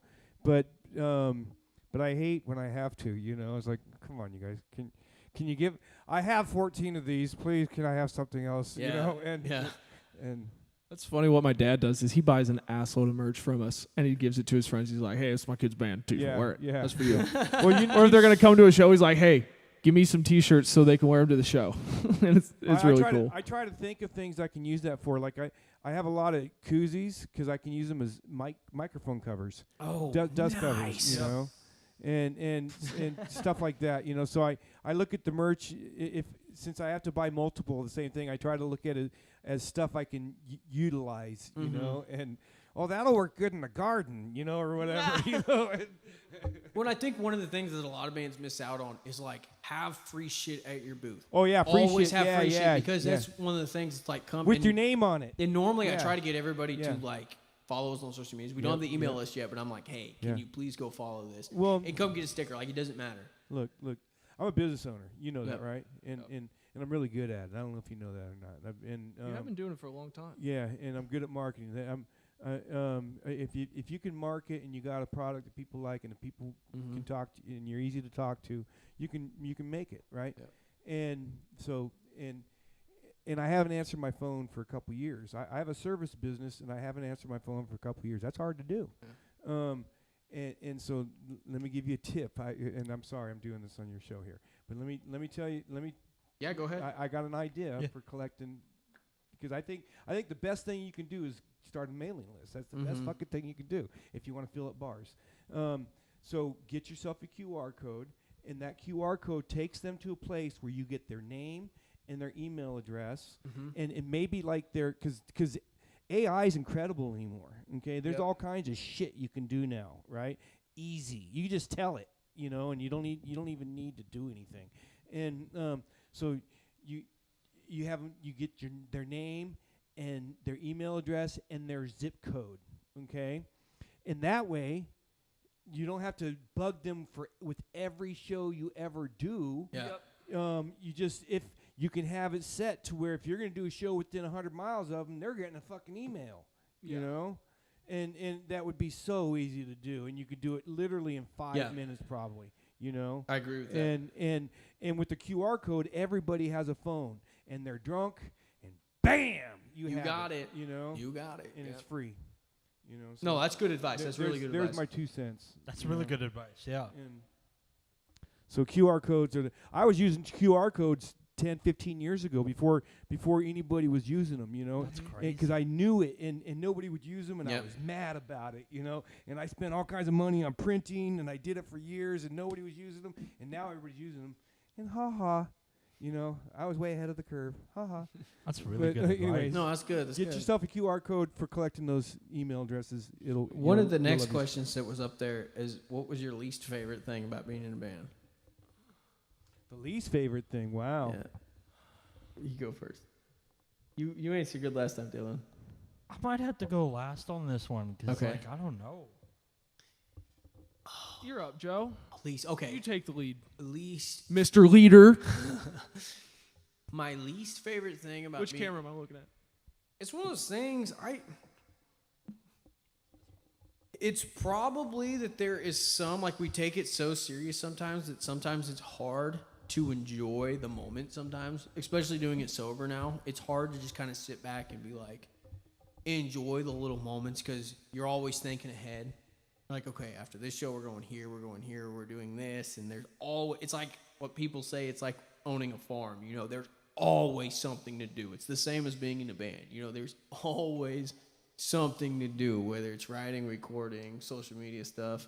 And social media stuff's now to where you have to do that at minimum once a week, spend time making shit, you know, and it's minimum. And like TikTok, it's daily, you know, you need to be doing it daily. And we have a video coming up about our little 2-show trip. Yeah, and it's How More long is that video, by content. the way? it's gonna be like by the time it's done, it's gonna be like a 30-minute documentary. You're going to want to get some popcorn for this one. right We did a really good job film. I'm not trying to brag, but Yeah, we it's- all three. Brag, buddy, brag. We all three upheld filming, and it shows it did really. It good shows for like us. what it's like.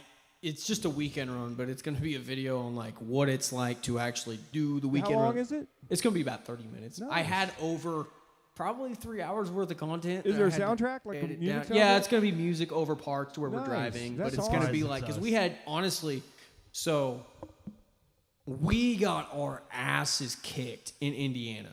We had played in Indianapolis, and normally we have our shit together. We're one of those bands that kind of has our shit together most of the time. But we had a trouble with this guitar. Actually, the output jack was messed up, but I didn't know it at the time. And my other backup guitar was kind of messed up at the time, and nothing was working right. So we started 30 minutes late, and people were leaving. So by the time we played, everybody was kind of leaving. Yeah, that's no good. But that kind of shows like it's not always perfect. And the more I get farther along in being in this band, the more I realize it's not about when it goes good. Because it's easy when things go good. It's kind of getting used to fucking taking the punches. Yeah. You know. Oh yeah, and then we took another punch after the shit didn't work and everyone left. Then the ending band of the night, they're called Wet Denim. Wet Denim from Indianapolis came in and just kicked our oh ass, my dude. God, Beat dude. the shit They out were of us. so good. And everybody came back. More Everybody people came came back. back. They were the Everybody most- was like, this is so awesome. They They were were the dancing most and shit. boogie woogie rock and roll shit you ever heard, and it's like, oh my God, we just got like kicked in the face and then on the ground, kicked in the ribs. Damn it. And then before that, we got our asses kicked by a fucking bluegrass band. Called the Cousin Brothers. They were so good. And They were so good. were- They're in the video too, by the way. Yeah, Right all on. these bands are going to be shouted out in the video. But Yes. man, we got our asses kicked in Indiana. And, you know, it's as much pride as we take in this and as much shit that, like, we try to have our shit straight. It's like you're going to have those nights to where you're not on. And what it was for us, it's not that we sounded that bad even. It was just we were all in a stressed headspace because it's like we drove all the way. We were going to plan, like, what, a 2-week run? Yeah. All the other shows backed out, and we only had 2. So we drove all the way to Indianapolis and Chicago for just those 2 shows, knowing full well we were going to lose an ass ton of money. God. But it's one of those things you got to put your money where your mouth is. If you're Right. going to take this shit serious, are you going to call up those venues and be like, beep, beep, beep, beep, Yeah. boop, bop, bam. Sorry, guys. Everything fell through. We can't make it. Beep. Okay, you'll never play here again. Thank you. Bye. Exactly, and then that it doesn't take long for word to spread about anybody. Yeah, So yeah. like reputation is it don't Everything. matter, but it really fucking matters. No, sometimes that's because everything, yeah. people can say what the fuck they want about you, but if the evidence is there ingrained, because like people can say what they want about us, it doesn't matter. But if it's like if we have facts that we show up when we're supposed to, we kick everybody's ass, and we do the damn thing. Like, Yep. that's what we do, and that's going to get known throughout. But if we're one of those bands that cancels and it's like, we got to cancel because all of our other shows fall through, it's like, are you really about this? It's like, are you really, really about this? Because if you got to be brave enough to lose money, you know, you got to be brave enough to get out there and just because it ain't. Oh yeah. It ain't yeah. all. It ain't about the money. It's a business, and so there's risk. We Yep. would be the most hypocritical band in the world if we're like, Yep. we're not gonna go because money. We ain't in this shit for the fucking Well, money. that's you know? exactly how we ended up in Colorado, too. We Yeah. had like a month-long run. 3 weeks of it was in Texas. That all went pretty good. But we only got that one show in Colorado. And I remember standing around the house being like, well, what the fuck are we going to do? That's a long way to drive for one show. Yep. We're like, well, we're going to do it. Colorado needs to know who we are, and that's how we met. Yep. The Velvet Daydream. Dylan, aren't you wearing your Eston in the 86 shirt? Yeah, we met these cool cats, Eston in the 86 in Colorado. Good guys. Yeah. We lost an ass ton of money then, too. But it was worth it in other ways. Yeah, it's also worth mentioning that was the coolest green room that we've ever been in Colorado, because the green room was an old tour bus from the 70s. Oh, right on. With a fridge with, like, it had snacks, it had drinks like Yeah. Red Bulls, Right on. different types of Red Bulls, water. There was, like, Gatorade in there. Yeah. There's, like, candy bars, Right on. chips. I confiscated a good bit of candy bars. It is what it is. They were also like, yeah, if you smoke in the bus, it's totally cool. Just roll the windows a little bit. Like, pull the windows down. And we were like, all right, cool, dude. No, they didn't even say that. We're Yeah, like, can we that's- smoke in here? And they're like, I yeah. don't know who commented that. I can't read it, but invest in yourself and in the band. That's exactly what we talked about coming back. It's like we went and played that weekend and we lost. Like I have it written down to the cent, but we lost like $460. We were like $460 in the hole to go out there and do it. But it's like that's an investment. It's an It's like we paid $450 to invest in ourselves, and You probably gained some fans. we did, and we met other made a connections brother and stuff, band. and that's what it's about, man. It's not about going out to the bar and making, hell yeah, we made X amount of money. You know, playing to the same people. We also met the Velvet Daydream in the Colorado show when we met Eston in the 86th also, who we're playing with May 9th at the Ship with our other band, our other friends in the band, Blacklight Animals. So yeah, Come to the show. Segue. Man, getting out there and playing, it's so weird because we're such in a spot to where it's so content-based, people would argue. You know what I mean? It's like Sure. your presence matters, so you have to pair that with doing in a genre like we do, which is more old school type of rock and roll. We have our own elements that are us, but it's still rock and roll. And it's one of those things you got to blend with the old school way of doing things, was getting in a bus and going. Like, go, spread the word. Spread the gospel, as I call it. You know what I mean? Like, go out and do that thing. But then you have to also meet with the time and the era, because there's so many arguments on today. It's not the same. Everybody says that. The music industry is not the same. Like, if this was back in the day, you boys would have made it. You boys would have done this and that, but I don't think that's true. I think now is the best time to be doing it. Because it's so accessible. It's not any different. It's just times are changing. Promote yourself now. Yeah. You either adapt with the times or you fail. That's right. it. You can. Sorry. You're good. I follow Jarrett from Bowling for Soup on Instagram. He does live streams. We'll talk Bowls of soup. Bowling for Soup. Oh, bowling. One of my favorite. They did that song 1985, that SR-71 cover. So on a live stream, he recently talked about being an older band, moving into a new era of music, how it works differently. They talked about Tool not being on Spotify and like Garth Brooks and all that stuff. And he said, I hate that shit. He was like, the game changes every 10 years. He says, you get with it or you get out. If you're lucky enough to have enough success to not have to change with the game and still be relevant, quit bitching.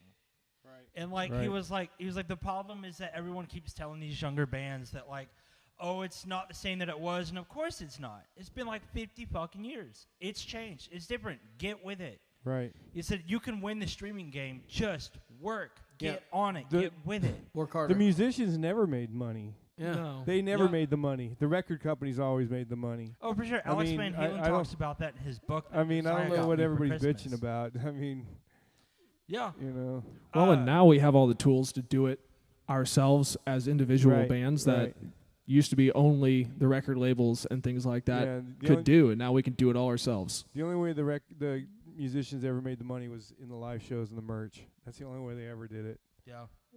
Until because they would sign contracts and they wouldn't make any money off of it till the fifth album or whatever. Because they'd catch them when they were kids. They were 16, 17. They weren't even old enough to file taxes technically. They would catch the lightning in a bottle when they were selling all the albums. And then when they were washed up, you can make all the money you want now, kid. Yeah. And so I think it's a red herring. Is that the right phrase? Or sure. Yeah, it works. Yeah. Because now it's Spotify. Instead of the record companies making money, Spotify makes the money. But hi, Mom. It was never like Motown. You think any of those stars made any of the money? Well, okay, so Motown's a whole conversation. That's a genre that I will get on a rant about, dog. We don't even start that. Well, but they technically were financially compensated better than a lot of other record labels. Oh, were they? Barry Gordon was the fucking man. Like I said, that's a whole nother conversation. Right on. It goes even to songwriting with Motown. But I think to kind of wrap up this conversation so we can move on, we're at an era now to where it's you are your own record label. That's essentially what it is. It is. And no one's going to take your own care publisher of you. And all that. So do it yourself, and you have all the abilities. And it's really at the end of the day, we all work part-time jobs, and we still find time to do all these things. And it's hard. It's not easy. It's not easy. It's not like we wake up, oh man, I don't feel like it today. I think I'm going to go back to bed. You can't do that, know. But there was another question.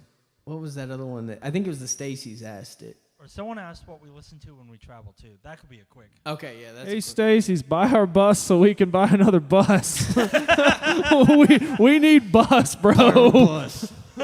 Boy, we're calling you out in front of everybody now. What we listen to Rihanna, Kesha, Poppy. That's our shit. Kesha? Yeah. I never heard of that. Oh, dude. Brother, yes. You guys, I gotta take a piss. You guys talk about that. Oh, we listen to all sorts of shit. really all three of us, we have our own kind of little distinctive Bus jams flavors. can go from like, well, Dylan, Joe, and Remember I when can we were go- driving back from like Texas and you guys played Snake Farm by Ray Wiley Hubbard on We repeat? just kept playing it until Dylan was Snake like, Farm. "Why the fuck Sounds you-" kind of nasty. Snake Farm. Pretty much is. We just kept playing it while he was sleeping, and then he woke up and we just looped it. It was the most disorienting thing ever. Every time I wake up, I hear that song, and it was like a nightmare that wouldn't end. I'm like, God, stop this, you guys. It was so bad. But Right no, on. we listened to really all sorts of shit. I mean, like, for me personally, I grew up on country music and, like, classic rock. The first album I ever got was Back in Black by AC/DC. My Right on. parents were big fans of, like, Sammy Hagar and REO Speedwagon, stuff like that. I'm pretty sure my dad's favorite rock band is Aerosmith. Shout out, Dad. Right Great on. choice. I approve. yeah, but Dad. Oh, I love your I got dad. into like Metallica and Megadeth when I was a little before a teenager, and then into all the other stuff. In high school, I was super deep into like death metal and shit like that. Now I listen to a bunch of pop music. I still listen to all the other stuff. I love hardcore. That's one of my favorites. Early metalcore is killer. Right on. Like the pre-kill switch kind of days when it was real weird and stuff still. Right. But yeah, all sorts of shit. I'll take a Coke. Water. There was another question You want a water? about Yeah. the Stacy's asked a question. If you could hire someone to take over one aspect of everything to handle, what would it be? Booking. Booking? That's what I'd say. Sorry, what was the Here question comes the again? I was DM. trying to figure out why we were playing musical drinks. He highlighted it If- right if there. you Oh, Booking is probably the hardest part, really. Here comes the DMs. If you could yes, hire somebody yes, you want, yes. I do the booking, and I hate it. Not because I mean, I don't know. It's one of those things. Whenever you do get that hit back in a venue or a band from an area that you're trying to play in who's really good is like, hell yeah, let's do it. That's one of the best feelings in the world. It's not too far different from getting off stage after you just killed it or something like that. It's awesome. But that happens very rarely, especially when you're at kind of this stage of the game and you're building stuff. And we're one of those kind of bands where once you see it once, you get it, it sticks. But until you see it in person, you know. But even then, I don't really want a booking agent. I'd rather keep doing it ourselves because I spend a lot of time looking at venues and vetting them and bands and being like, okay, who's going to be good for us to play with? Which of these places looks like they want us to play there? Which of these places looks like people want to go there regardless of us? What bands play there frequently? What bands that play there frequently fit well with us? And, you know, it's that DIY thing. If we're doing it ourselves, we know what it is, we know what it ain't, and we don't have to have any potential issues with anybody about, oh, so-and-so did this or so-and-so did that, or, you know, it's the way it is. Yeah, I like the DIY. It's scary at first too because it's like I was talking to the guys about this on the way down. It's like it's so much cooler because when we recorded in Nashville, there was a lot of talk of us potentially working with heavy hitters that I'm not going to mention or anything, but there was a lot of potential of like, oh, we might be able to get this person in on our team and start building a team. Big shit coming, as boys, far as, big like, shit coming. Management and booking agents and stuff like that. And it was like, okay, hell yeah, brothers, we got this. It's like the dream that you see about the movie. 1911. It's like you start doing shit, someone believes in you enough to invest time and money in you, and you're like, hell yeah. And then that's when it starts taking off. But then it's like, as you go along, it's like those gut instincts always kick in. It's like, listen, I think everybody should listen to those. Like, if there's a little bit of you see a little bit of a red flag or a little bit of like, you should listen to that because that's probably right. And you should trust it because the thing is, like, for us now, it's like we've made the decision. We're doing everything ourselves. Like, no distribution, no playlist guys, no booking agents, no management. Like, it's all us. But the cool thing about that is nobody wants to work with you unless you have something anyway. You know what I mean? Right. So, and it's not like we'll stay this way forever. It's like eventually we're going to have to team up with people, and we know that. But, like, booking agents, managers, everybody will tell you that, like, a band that has their shit together and can do all these things and know how they work, they're more likely to want to work with those people anyway. Well, sure. You know what I mean? It's business is business, and that's how it is, you know? On that note, ahead. No, you're good. You're good. On that note, shout out to the Funeral Portrait, by the way. They hung out with us at a show one time, and their bass player gave us a piece of advice. He was like, do everything yourself until you literally cannot do it yourself. Yeah, that's what the singer told me too. We've heard that from quite a few people that are above us and kind of in that area where we're shooting to be at. Yeah. Another. They were good hangs too, by the way. Yeah, good they guys. were. They were super cool. Funeral But all Portrait the was super awesome. All those dudes. bands that are doing it, all those bands that are putting miles on the bus, all those bands that are traveling, all those guys, they get it. Like, oh shit. Like, and it's so cool to talk to them people because they always have good things to say to us. They're like, keep doing it. You're on the right path. And that's such a nice thing to hear from people who are doing it, For real. It's like, you just keep going and keep believing in yourself. I think that's one of the biggest problems for me over the years is you get in these slumps, you get in these weird areas with yourself. Right. And that's why I had to quit drinking because you're like, you have to continue to believe in what you're doing because that translated on stage. Sure. It's like you have to be cool with the man in the mirror before you go out and sell that man to everybody else. Yeah. Gotta own it. Yeah, you really got to be about Extreme ownership, brother. Because if you don't believe in it, nobody else is. Dichotomy of Is leadership. there another question? Yeah, what are the questions we got? The other cool thing about Nashville, too, while we're finding another question, is we kind of get to see how the music industry works in a way. Not that, people like to complain about, the music industry. Everybody that we worked with down there was super cool. And we had a blast. But you kind of see how things work, and you're like, oh, yeah. Alrighty. Are we ready for that? Mm-hmm. And it kind of sets things into perspective. See, what is your dream place to play? Can be city and or venue or a country. Mine is Knuckleheads. That's a very obtainable dream. Hell yeah, brother. We can do it. Hold on a second. Sorry, I'm not. Hold on a second. Knuckleheads has been a place I've wanted to play since I was in middle school. Sorry, it just took me off guard. I like wanted any to go, place in the world you can play. Knuckleheads. By the train tracks in Kansas City. What's an iconic place that we get to have in Kansas City? All right, now one of you bastards answer so I can make fun of you. I don't really have a particular dream venue or dream city. I've been fortunate enough to go to a lot of places in my life, like pre-traveling with the band. But Mom said she's proud of us, by the way. Thanks, Mom. Thank We love you. Mom. We love you. But my dream show is more kind of like just more shows to the point where we don't have to do anything else but play shows and write songs and record them, etc. Like literally my dream is to live in a bus with these two dingbats and just drive all over the place. God, what a good thing to do. Best job ever had. Guys, I'm ready to go home. And home's like on the other side of the parking lot. It's awesome. For me, I think any show where there's people. Yeah, people are awesome. We really like people. That's stupid. Especially at shows.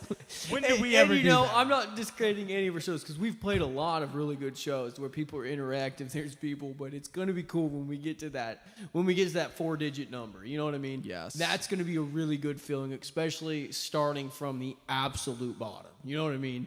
That moment, and we're going to watch this exact video and look back and be like, remember when we were talking about that shit? Boys, we made it to that big stage. Also, hi, Maddie from Park Sessions. Oh, nice. What's good? Yeah, they're cool. Thanks for hanging out that night. Let us terrorizing you, as we do. Yeah, we we were on the Midwest Connection with Nick and Ernie. And We're playing a show with them, right? yeah, that's She said that.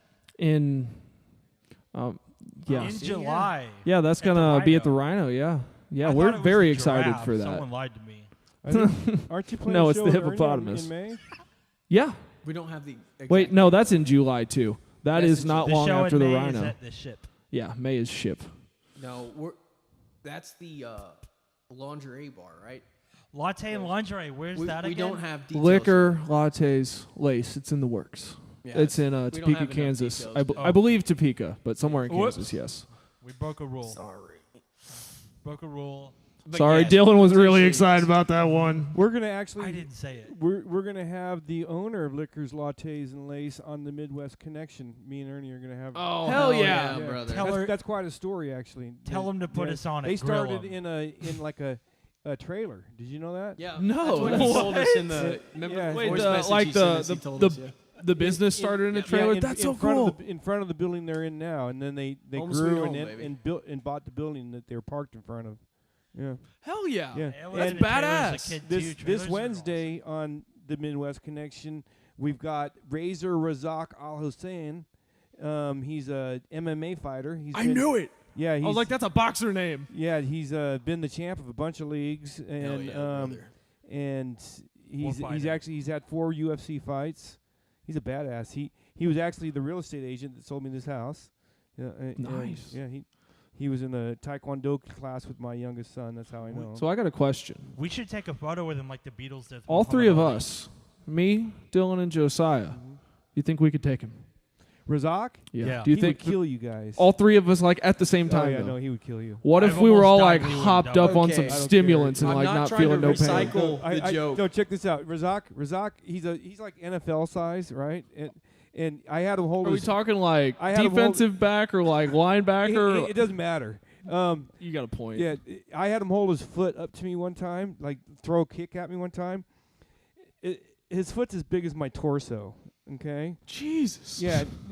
If he was to kick me, it would probably kill me. Bet dog is Okay. packing, yo. But what if, not to recycle jokes, but what if he was wearing a really slippery suit? No, what if we were wearing really slippery suits? Yeah. What if What we if were we're naked? all in real slippery suits? Yeah, what if Razak's one. What of if the, we were naked? what if there's oil involved? He's one of the nicest people I've ever met. But I would really. I'm not a praying person, but I'd pray for you guys if you find You know, me. I'd pray for us too. You know, thanks, I'd Nick. pray for us too. The good thing is I'm good at running. right.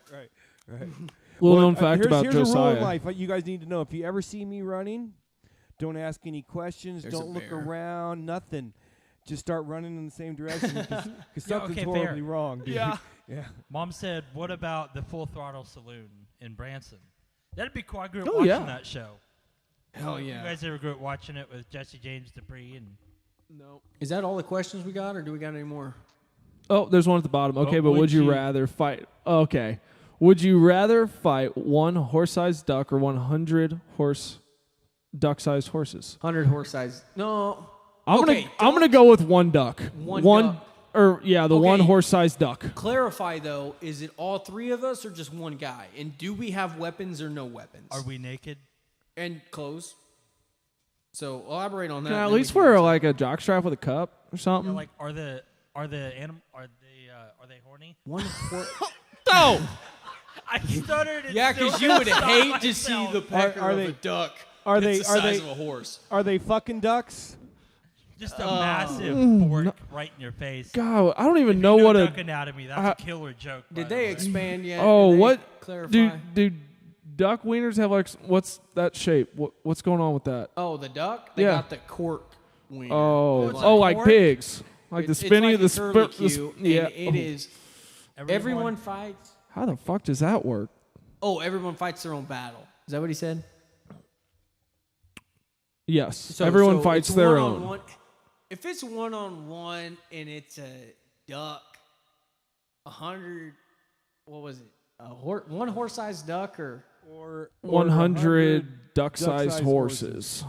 Okay, I'm sorry, but I'm going with the 100. Me too. I'd go Just for the, because I yeah. could stomp the shit out them things. Dylan, Yeah. what did you say? What's yours? I'm gonna have to go with a duck, just because like that's one thing, and like horse-sized is big, but it's not like Yeah, that but if he big. gets one, One horse-sized duck is a big I would fucking walk duck. up and kick it square in the And have chest you because seen birds ducks? have hollow bones. have you seen how jagged their little beaks are too? Ducks have hollow bones. You kick one of those things, no matter how. I big don't Well, think they're okay, done for. here's my thought on it. I'm also going to choose the one really big duck, but not for anything other than if I beat that thing, I get to look down on the rest of you peasants that pick the little horses. Be like, yeah, you kicked a bunch of fucking Shih Tzu-sized horses. There's 100 Congratulations. of them, though. I took down the mega duck. This was I who fucked the dragon. Well, with that, I think we should probably go into another song. Yes, sir. Okay, Cool. yes, let's do it. Right on. How much time do we got left? Do we do a song, talk, and then end it? Or do you just want us to leave because you hate it? Are the mics muted? I gotta set mine down. We should probably. I mean, we started a little late, so we should probably end it in about 20, 25 minutes. Okay. All right. So one song, talk a little bit, and then end it up with another song. So I like to lead us out with the last song, you know. What's up next? How Taste. Oh. And these are the songs we did acoustic, but it was chaotic. We were a lot of chaos there. What are we doing now? How's it taste? Oh. Tastes like chicken. Tastes like a mixture of horse and duck. You ever had horse? I have not, well, not of my knowledge, eaten horse. I'm sure I've had it and just didn't know. I'd say we've all ate a lot of animals we did not want to eat and didn't know about it.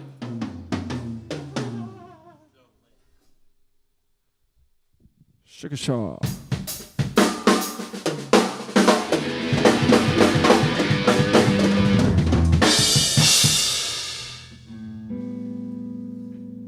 Sorry, let me do some of this.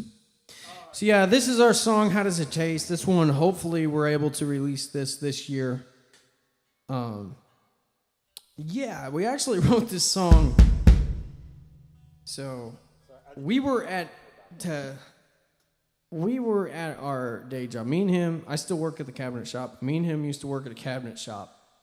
And we were waiting on Dakota to show up to practice. So we got off work like at that time. Let's say 5 o'clock. Yeah, And we 5:30. ended up having to wait because Dakota was going to meet us there, and it was like 7:30 or 8 o'clock. So we took a nap. And this is back when we were drinking, so we were showing up hungover all the time. So we took a nap. And I remember being so tired and so mad. And then Dylan woke me up. He's like, okay, gotta go. And then gets out a pen and paper. He's like, everything that pisses you off right now, go. Remember that? And then you Yeah. just started writing down all this stuff. Yeah, Joe was like, work, people, existence. All right, you ready? I still have that list in my wallet, I believe. Yeah. I still have that. I'll pull it out later.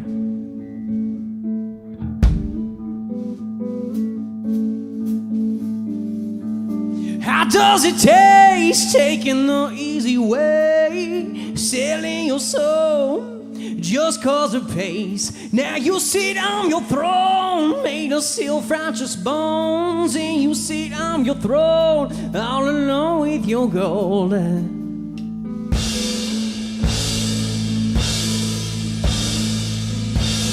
All alone with your gold.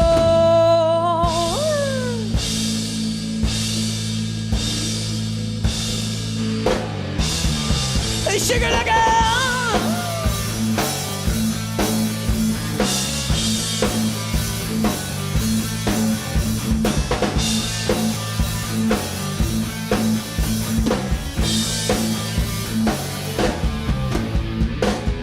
where it comes and where it goes, and no one cares and no one knows. It's all the same to them.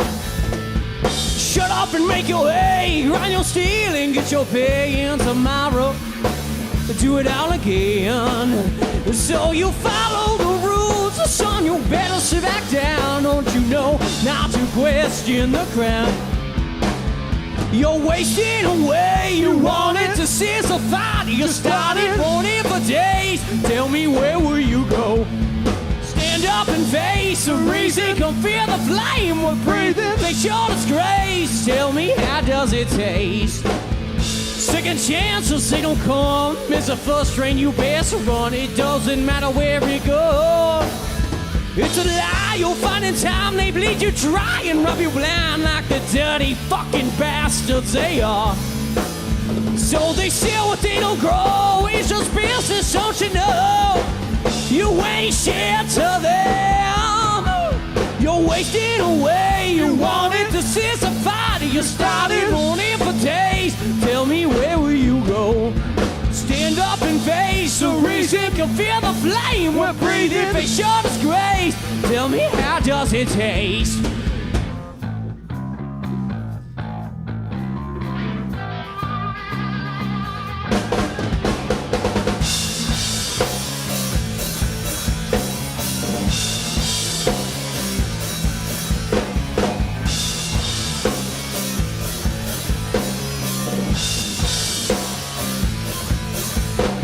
I don't care what you think, 'cause I'm the only one. Looks change the smell of gas for the taste of blood. So you take and you take and you take all the pieces, bring it back to the top. Still don't believe it. You're not the chosen son.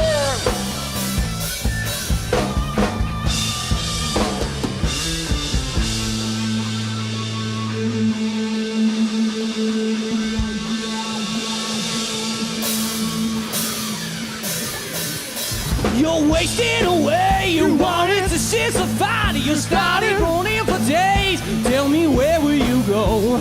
Stand up and face the reason. Come feel the flame. We're breathing. Face your disgrace. Tell me, how does it taste? How does it taste? You want it? How does it taste? You want it? How does it taste? You want it? How does it taste? You want it? How does it taste? You want it? How does it taste? You want it? How does it taste? You want it? How does it taste? Nice. Yeah, buddy.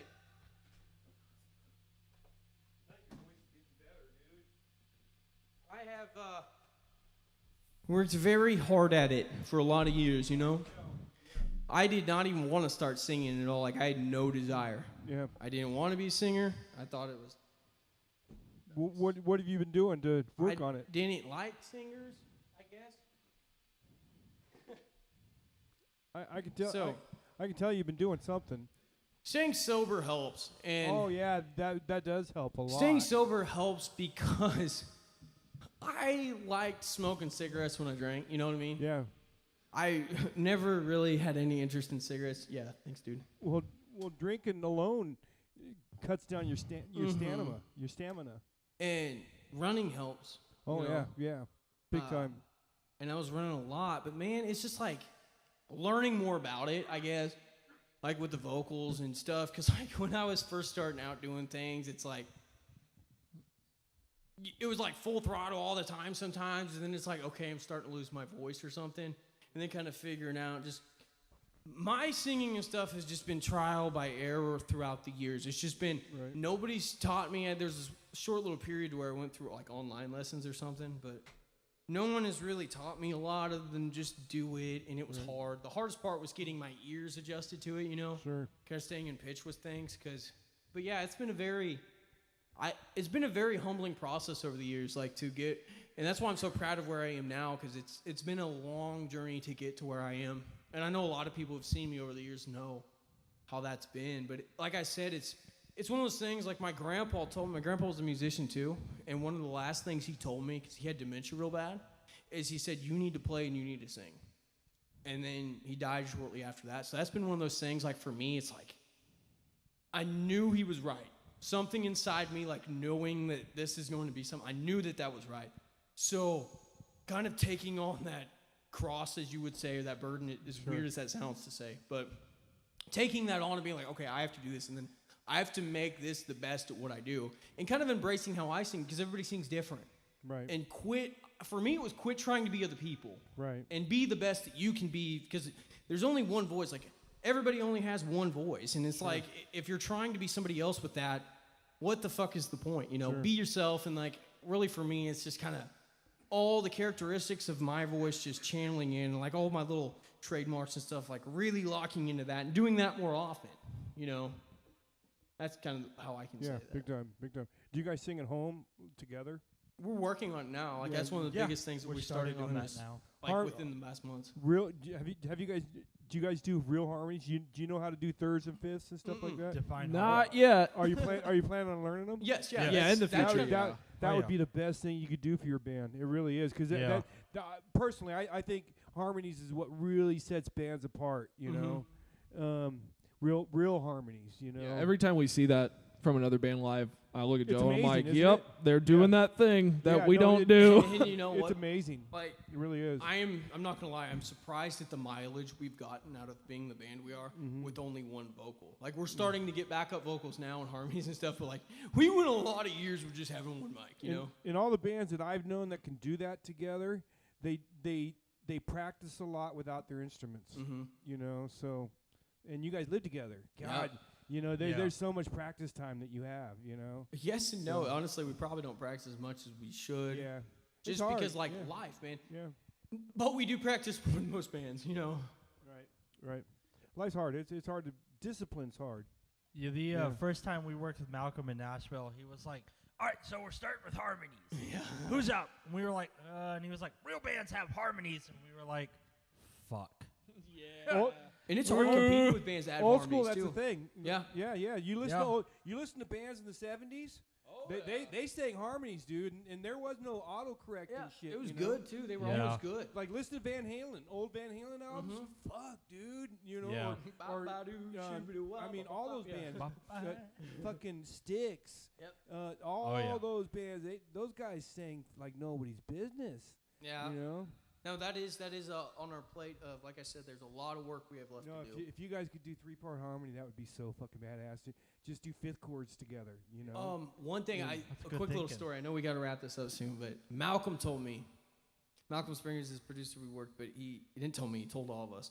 So he's an actual producer, and the cool part about it is, I think part of that being an actual producer is reading people and knowing when they need to back off, knowing when to hit the throttle on someone, really understanding human relations, I guess. Right. And he was one of those guys when things were tense or something, he'd be like, let's go outside. Let's, whatever, hit a basketball goal out there. So we're out there in cowboy boots and jeans playing basketball. It was hilarious. But he told us, he's like, you guys do need harmonies. And he said, let me tell you why. Because he said he went to go watch Aerosmith and the Eagles. And he said Aerosmith just kicked ass. And he walked away being like, that's the best show I've ever seen. Like, the Eagles are done for. Yeah. Like, how are they even going to compete with that? And then he said Well, the Eagles. They have and then harmonies, they dude. walked out. And what's that song that starts with the vocals? Seven Bridges Road, bro. Oh yeah. And then That's they what just he start, Yeah. Seven Bridges And then Road. he starts belting out these Yeah. harmonies, no vocals, and he said the crowd just lost their Yeah. fucking shit. Yeah. They just lost Yeah. it. He said Yeah. Aerosmith looked like a bunch of little girls after that. Well, the Aerosmith had Just- harmonies too, Yeah. though. Oh yeah. You know, But you he know, said just that immediate shut off of Aero- the vocals, just like, bam. Aerosmith used to practice when they were young. Joe and Steven would do solos together. Joe on the guitar and Steven Tyler on the vocals. You know, and Steven would try to copy Joe, and that's why he could do all that scat that he does and all that. You know? Yeah, and you know, if you guys might have a keyboard at home or something, and that's what. Oh, no, we don't believe in those. Well, all you got to No, do yeah, is get a chord, get yourself a fifth chord, and each of you, Yeah. you know, he has his note, his lead note, and then you guys do the third and the fifth. Yep. You know, Yeah. Well, and you learn your notes that way, and you go through the whole Well, scales. His that girlfriend way. showed us that too. She's a phenomenal singer. yeah, my girlfriend is phenomenal. And Yes. you know, you're sitting at home, not drinking. Mm-hmm. You know, and you just finished a workout and go through that shit. Yep. And you'd make your songs. I mean, it would set you so far apart from everybody else. You know. And, I don't know if you heard it, but we started to get into some of that on like Left Lane Boogie. There's the harmony parts. I don't know if you've heard it.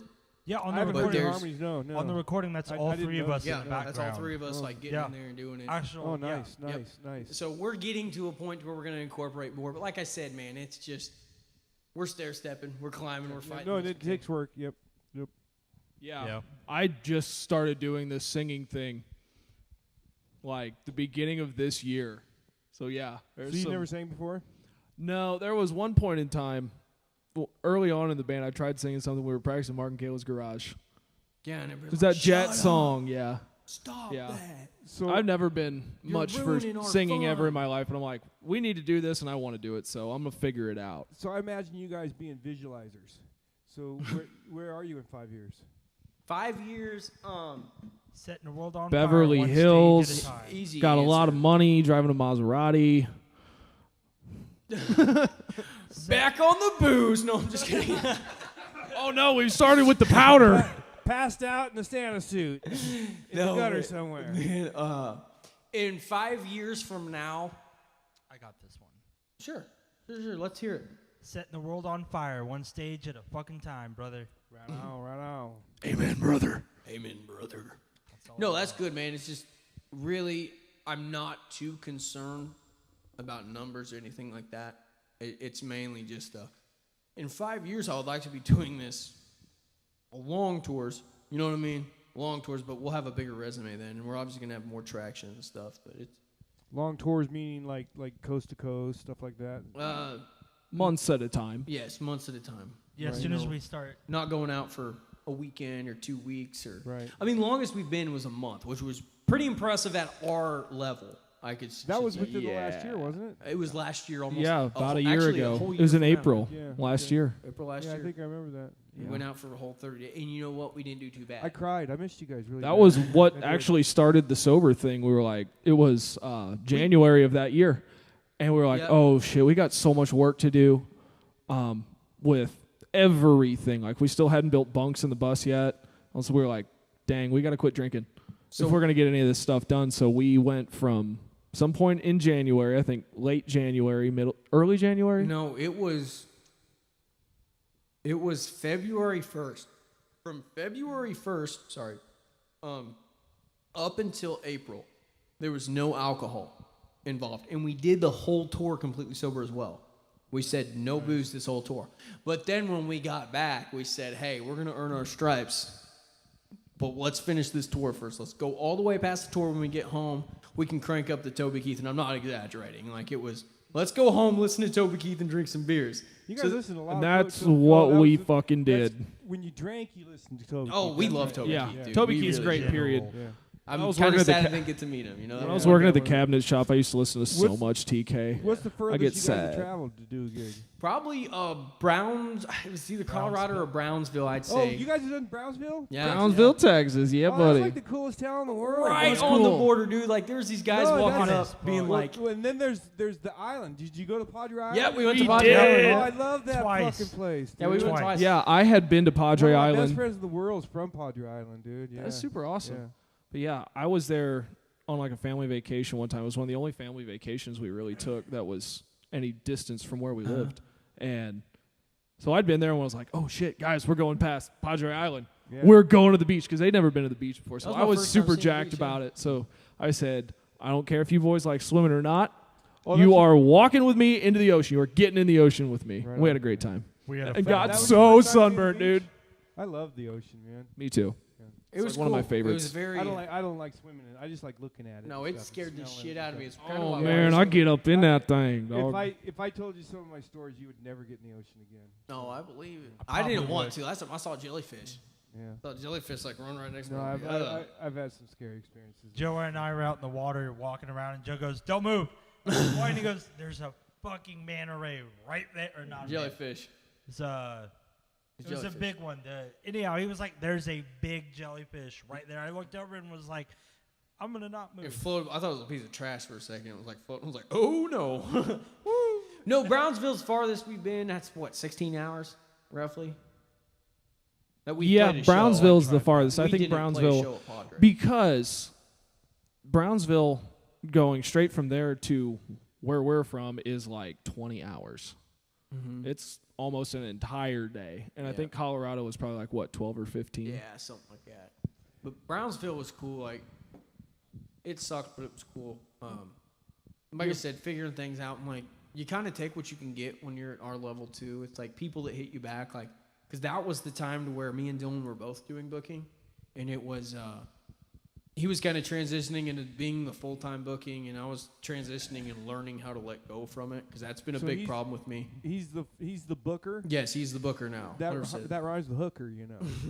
I can do both of them. We'll do both of them. Which one pays more? Don't I know the answer. Have you guys ever done any like really crazy spring break gigs? No, Nope. where can we sign up for these? That sounds like a great time. Hit us up in the DMs. Dude, we've We're about- talking like What about a Mardi Gras gig? That'd be cool. That'd be watch the cool. spring break stuff. We're about to get the, too old. the where crazy, it's just one of the craziest shows we've ever played. You could was- do like put a spell on me. You guys would rock that too and put a spell on me what's that? by CCR. Oh, Put okay. a spell By on me. Screaming Jay Hawkins. Well, yeah, screaming. Okay. Okay, Yeah, sorry. Dylan, you're such a nerd. that's one of my You favorite nerd. artists from back in the day, dude. So, You guys would rock that song. That's a song for you guys. We What- do a CCR song very well. there- Oh yeah, we do. We So- do. Real quick, I want to talk One about of them. the crazy show. We had one crazy show, and this was back where we were from. It's at this place called The District where all these college kids. Oh my God! Oh, that was a good night. It was crazy. Amen, It was packed. Everybody was on the patio. Where being at? like, it was in a college bar from where we're from. Oh, okay. And it was, man, Not at all a venue. we sounded probably the worst we've ever sounded that night, but we had the biggest crowd. The biggest crowd since we started doing the band thing seriously. So and of course we were drinking like crazy back then. So then the owner of the bar is like, you get 3 bottles of liquor. And she's like, I want you pouring shots in people's mouth. And she's like, you're a rock band, do the damn thing. So we did just that. We polished all them bottles off. Dude, I threw a bottle. I remember chugging a bottle at the top of the stage and just yeeting that thing as far as I could throw it behind me. And as soon as I let it go, I said, that wasn't the smartest thing I've ever done. No, it's hilarious. I'm pretty sure. If we you saw see that the on like video, someone's Snapchat story too, and he just I just yeeted this bottle. And this bottle just dude, goes. if we can find the video, you can see everybody, see me, Dylan, my brother, and Josiah, Just all look crazy. at each other immediately like that was not good, because there was apartments and duplexes in Yeah, right behind us, and I just yeeted this bottle.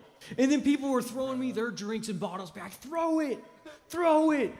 You're the throw guy. had some dude in a toga stage dive off of our subwoofer. That was cool. Oh, it was fucking crazy, dude. And We played Crazy Bitch that one time Oh. that One night, and it was time. super awkward. it was bad, dude. Everybody was like loving these songs and singing these songs. So we did the middle. We did like cover band shit, kind of.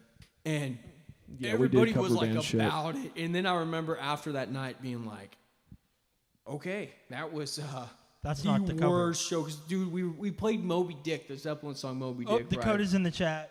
And What's up, He said that Dakota? bottle's still there. That's funny. That's fucking awesome. It probably is. It's probably not lying. But I remember we played Moby Dick, and it's in drop D. We never play in drop D, so I thought I was out. And he has a Floyd Rose. So I'm like, Dylan Voss has got to be in. This is back when he played guitar, so we hit that boom, boom, dun, dun, dun, but the first note, that D, that boom, was way out. And I was like, okay, it's Dylan. And then I was like, no, it's me. And we're playing it. People are going crazy. They don't give a shit. They're just drunk.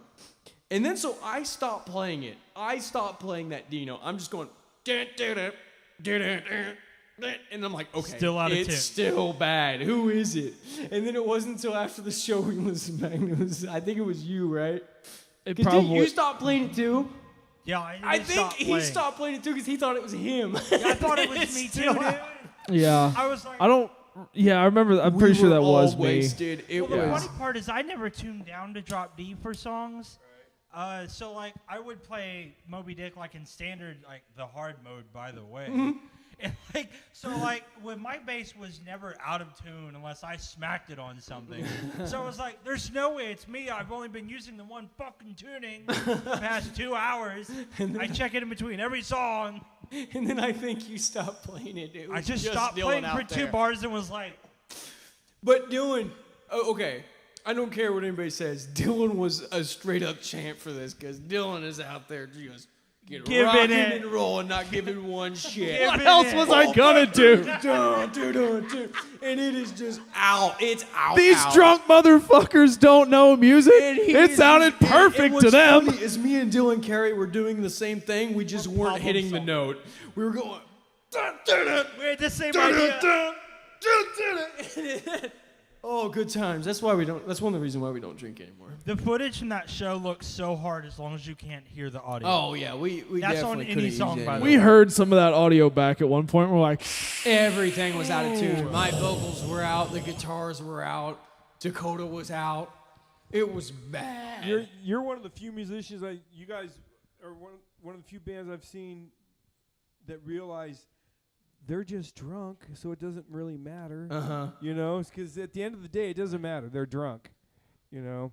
Well, It does matter, but I mean, you know, Yes, sir. none of them noticed. Well, in a moment like that, you know, like, It and we feels so much still worse struggle with than this. big. Like I said, the Indiana show, and I'll wrap this up fast, but the Indiana show, you know, like it's one of those things like people in the crowd don't care if you're having equipment troubles. That's what hurt the most. Like, they don't care. Right. Nobody gives a shit. Like, they want to see it now. And you can either make excuses and be like this, or you can make the most out of it. And I think making the most out of every opportunity, every show is the biggest deal. Because one thing we've always said, you know, is like, play every single show like it's the last show you're ever going to play, because it very well might be. Yep. And the way that bus was for a little minute, it might have been, yes. Yep. Once got blown off a bridge. Yeah, I slept through that. All of us did except for Joe. Had some close calls with man. You guys do play every single show like it's the last one, and you have to, because you have to. You and guys, every show I've seen. I don't know, probably 5 of your shows now, and every single one you guys bring your A game. Every single one. Absolutely, you have to. You have to approach it as life or death, because one day it will be. And if you're not ready for that, you will sink. You will die before you make a note. Yep. Well, that's the way I look at it. Another thing too about being on stage and people not knowing all the time. The other thing too is you've got, and in my case, 2 other people, but in other cases, 3 or 4, or sometimes even 5 other people in that band to cover up what you goober up on accident. And it's not a recording studio. It's not practice. Practice is also a great place to make mistakes, but it's kind of silly unless you're like a technical prog band or something where the technicality is the thing. Right. To expect to go into a show and play it perfectly and be like, I Guitar Hero 100%, because then you either look like a robot because you're trying to play everything perfectly, or you got to put on a show, and you're just going to make you try and minimize them, obviously, but you got to go act like a rock star. That's what you're on stage to do, playing rock music. Go be a rock star on stage, and if you don't play everything perfectly, that's the way it goes. That's jazz, baby. It's not supposed to be, man. It's supposed to be live, and the thing is, I used to get in my head about shit like that, too, because it's like, man, people are recording, and it's like, your voice is out of pitch, or your guitar is out, or you missed a couple notes, and it's so easy to get in your head about that. But at the end of the day, most people don't give a shit. How you're going to react to that. They don't even notice. Oh, and how people react is going to be the biggest thing, because how you react, because you can get bummed out about it. But like I said, that shit translates on stage. Like well, that's a big pet peeve of mine, because most musicians, when they make a mistake live, they tell everybody. Yeah. They say, "Oh, sorry, I missed that note," or whatever at the end of the song, or they'll say it right after they do it. Like, and there's a perfect example I saw just today. I'm not going to say their name, but there's a musician, one that's popular here, that has a beautiful singing voice, just a beautiful singing voice. And somebody posted a video of them singing today, and while they were singing, they must have played a wrong chord that I didn't even notice, and I got a really good ear, and I didn't even notice it. But while they were singing a beautiful song, they stopped they didn't stop playing, but in the middle of the song they said, "Oh, I played the wrong chord there. Sorry." They actually said that, and then they went on singing their beautiful voice, singing this beautiful song, and nobody would have noticed. I didn't notice, and nobody would have noticed until they broadcasted it right there. You know. Yeah. And they kind of ruined the moment. You know. And lots and lots of musicians do that. And it's kind of a pet peeve of mine. If they just went on with it, nobody would have noticed. And getting good at improv is so big, because I see so many singers be like, "Oh my God, I forgot the lyrics to this song. Like, I forgot the words." It's like, you guys have lyrics and words to your songs? On the note of improv, dude, we have worked our way out of some situations, man. We honestly still play songs that don't have any lyrics. Dude, and it's me doing we can Pearl straight up Jam not tell you which ones. I'm like, "Josiah, you need to make me like lyric sheets for these songs so I can start practicing." He's like, "Yeah, I'll get that made up. I'll get that to you." I memorized it already. Don't worry. On the note of improvising, are you ready to improvise some fucking Aerosmith? Do we have any more questions? Do we have anything we need to wrap up? Anything we need to say? No. Does anyone have questions in 10 seconds? Anything you want to say, Nick, before we close up? No, I was going to say something funny, but let's do it. Go for it. Well, I've been the lead singer a few times in a few bands, right?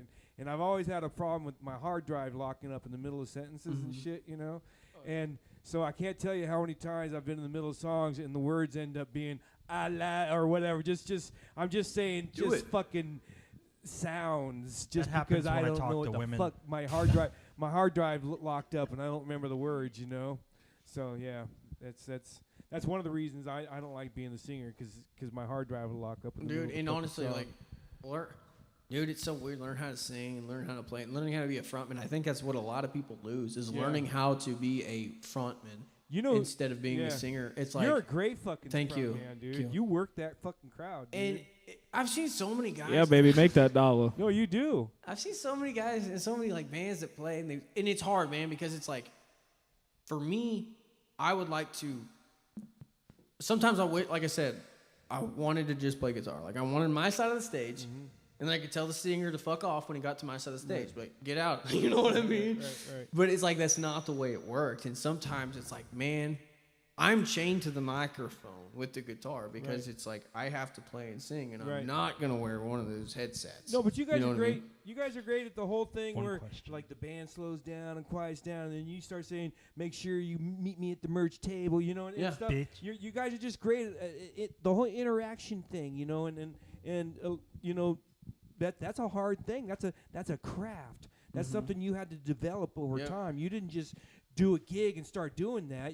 When you first started doing gigs, you played songs, and then you ended the song, then you played the next song, then you might have talked a little bit, and then you had to weave that into your you had to weave the conversation into it all. And the biggest thing that made that a thing for me is starting out and being nothing but background music.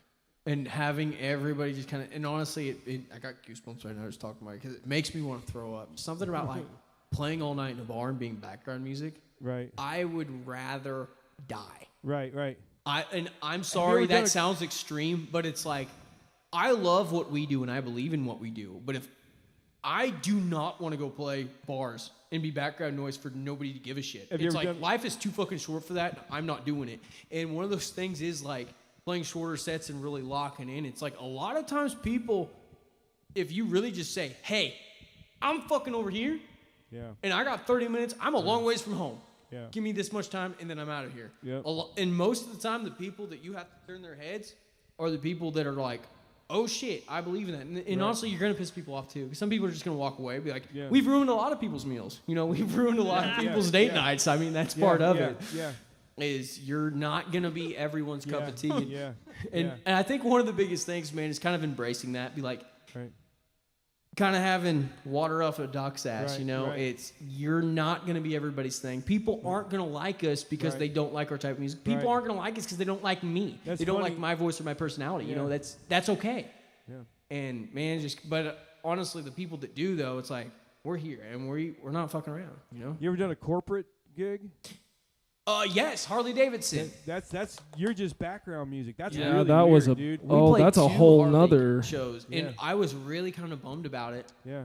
All the attention was at a cornhole competition. because Josiah rides his everybody- fizzing Harley Davidson, and he everybody's loves it. He was like, "These are my people." They're not looking at you or nothing. There might be like 3 people that's paying attention to you, and everybody else is eating and talking and stuff. And Or they'll be like, Say, Jim, how are the stocks doing? I wish that band would turn it down. yeah, it's weird. or dude. they'll be like, man, who in the Blam Blicky. who in the blink? Why is this band not playing AC/DC? You know, Right. play us something we know, man. Yeah. So on that note, we should probably wrap this thing up and play something we know. Yep. We've had Play people something else. scream at us while we were playing a bunch of songs that they knew to play something that they knew, as if we hadn't just spent the last hour or 2 or 3 playing songs that they knew. Well, we're going to play a song that you know. Yeah, they're And doing if you that don't, on me. you should. Are we on 3? We are. Rise and deliver. If you're at These home, guys, stand they're up. playing this song for me. I asked them to play something that everybody knows. They got a speech from me. They got a very animated speech, and anybody that knows me knows about my animated He almost hit us. speeches. He did everything Yes. short of slapping us. Yes. But anybody who watched this tonight, thank you so much. I'm Nick Nothing. This is Prymer, one of my favorite fucking bands in the whole fucking world. We've had fun just sitting here talking. And thank you, Mason. Thank you, Carrie. Carrie's around here. Carrie's running sound tonight. Mason's running the cameras. Thank you, everybody who's watching. Make sure you visit Prymer as soon as you get to see them, and if they're playing anywhere near you, make sure you see them. They are one of the funnest bands in the world. Plus, you get to hang out with them. It won't cost you that much. You get to hang out and party with them. They will love you to death.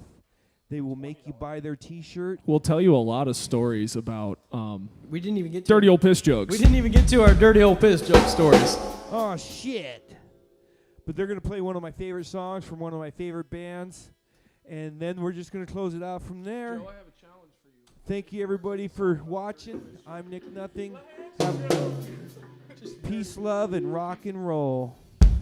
Yeah, thanks, guys. And please, if you can, if you're watching and you haven't, most of you watching probably already do, but go follow us on the social medias. You know, we're really trying to get those Facebook and Instagram numbers up, and we're also working really hard at the TikToks. So thank you, guys. Dylan Carey, take it away.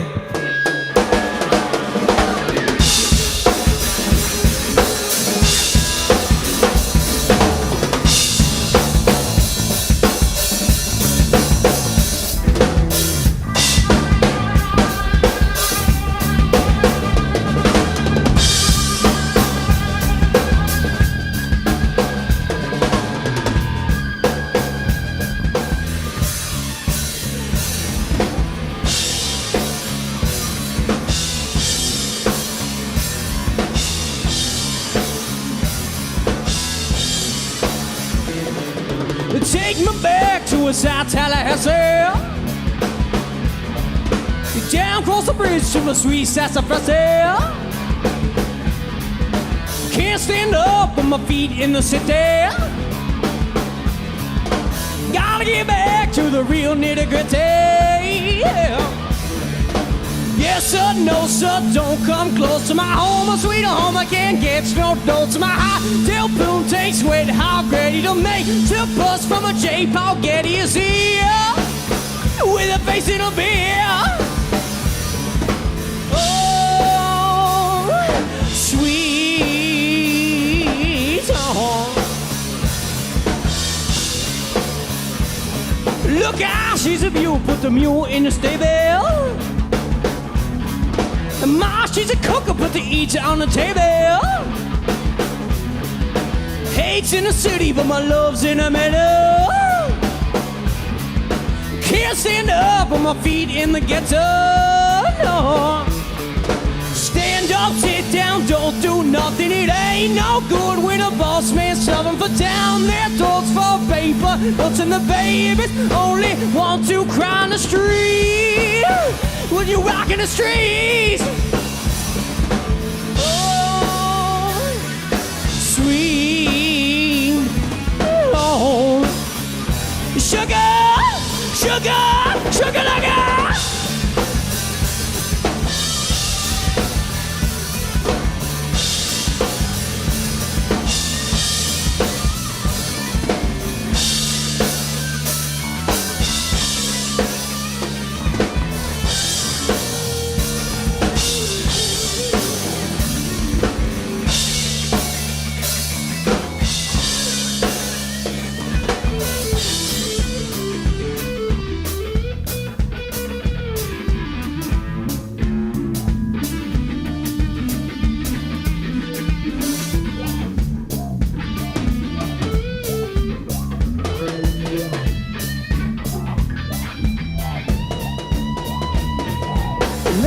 Child, just a punk in the streets. Last child, just a punk in the streets. Last child, last child, last child, just a punk in the streets. Yeah.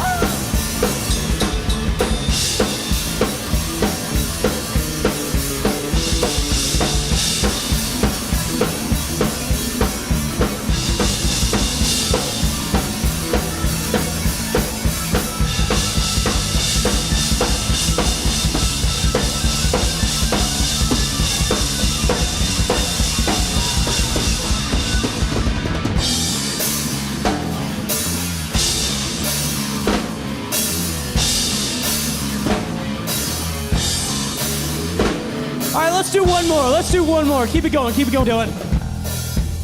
All right, it's two. It's only two words. Last child, just a punk in the streets. Sorry, it's a couple more than that. Last child, just a punk in the streets. Last child, are you guys ready to get crazy? Last child, yes I am. Last child, just a punk in the streets.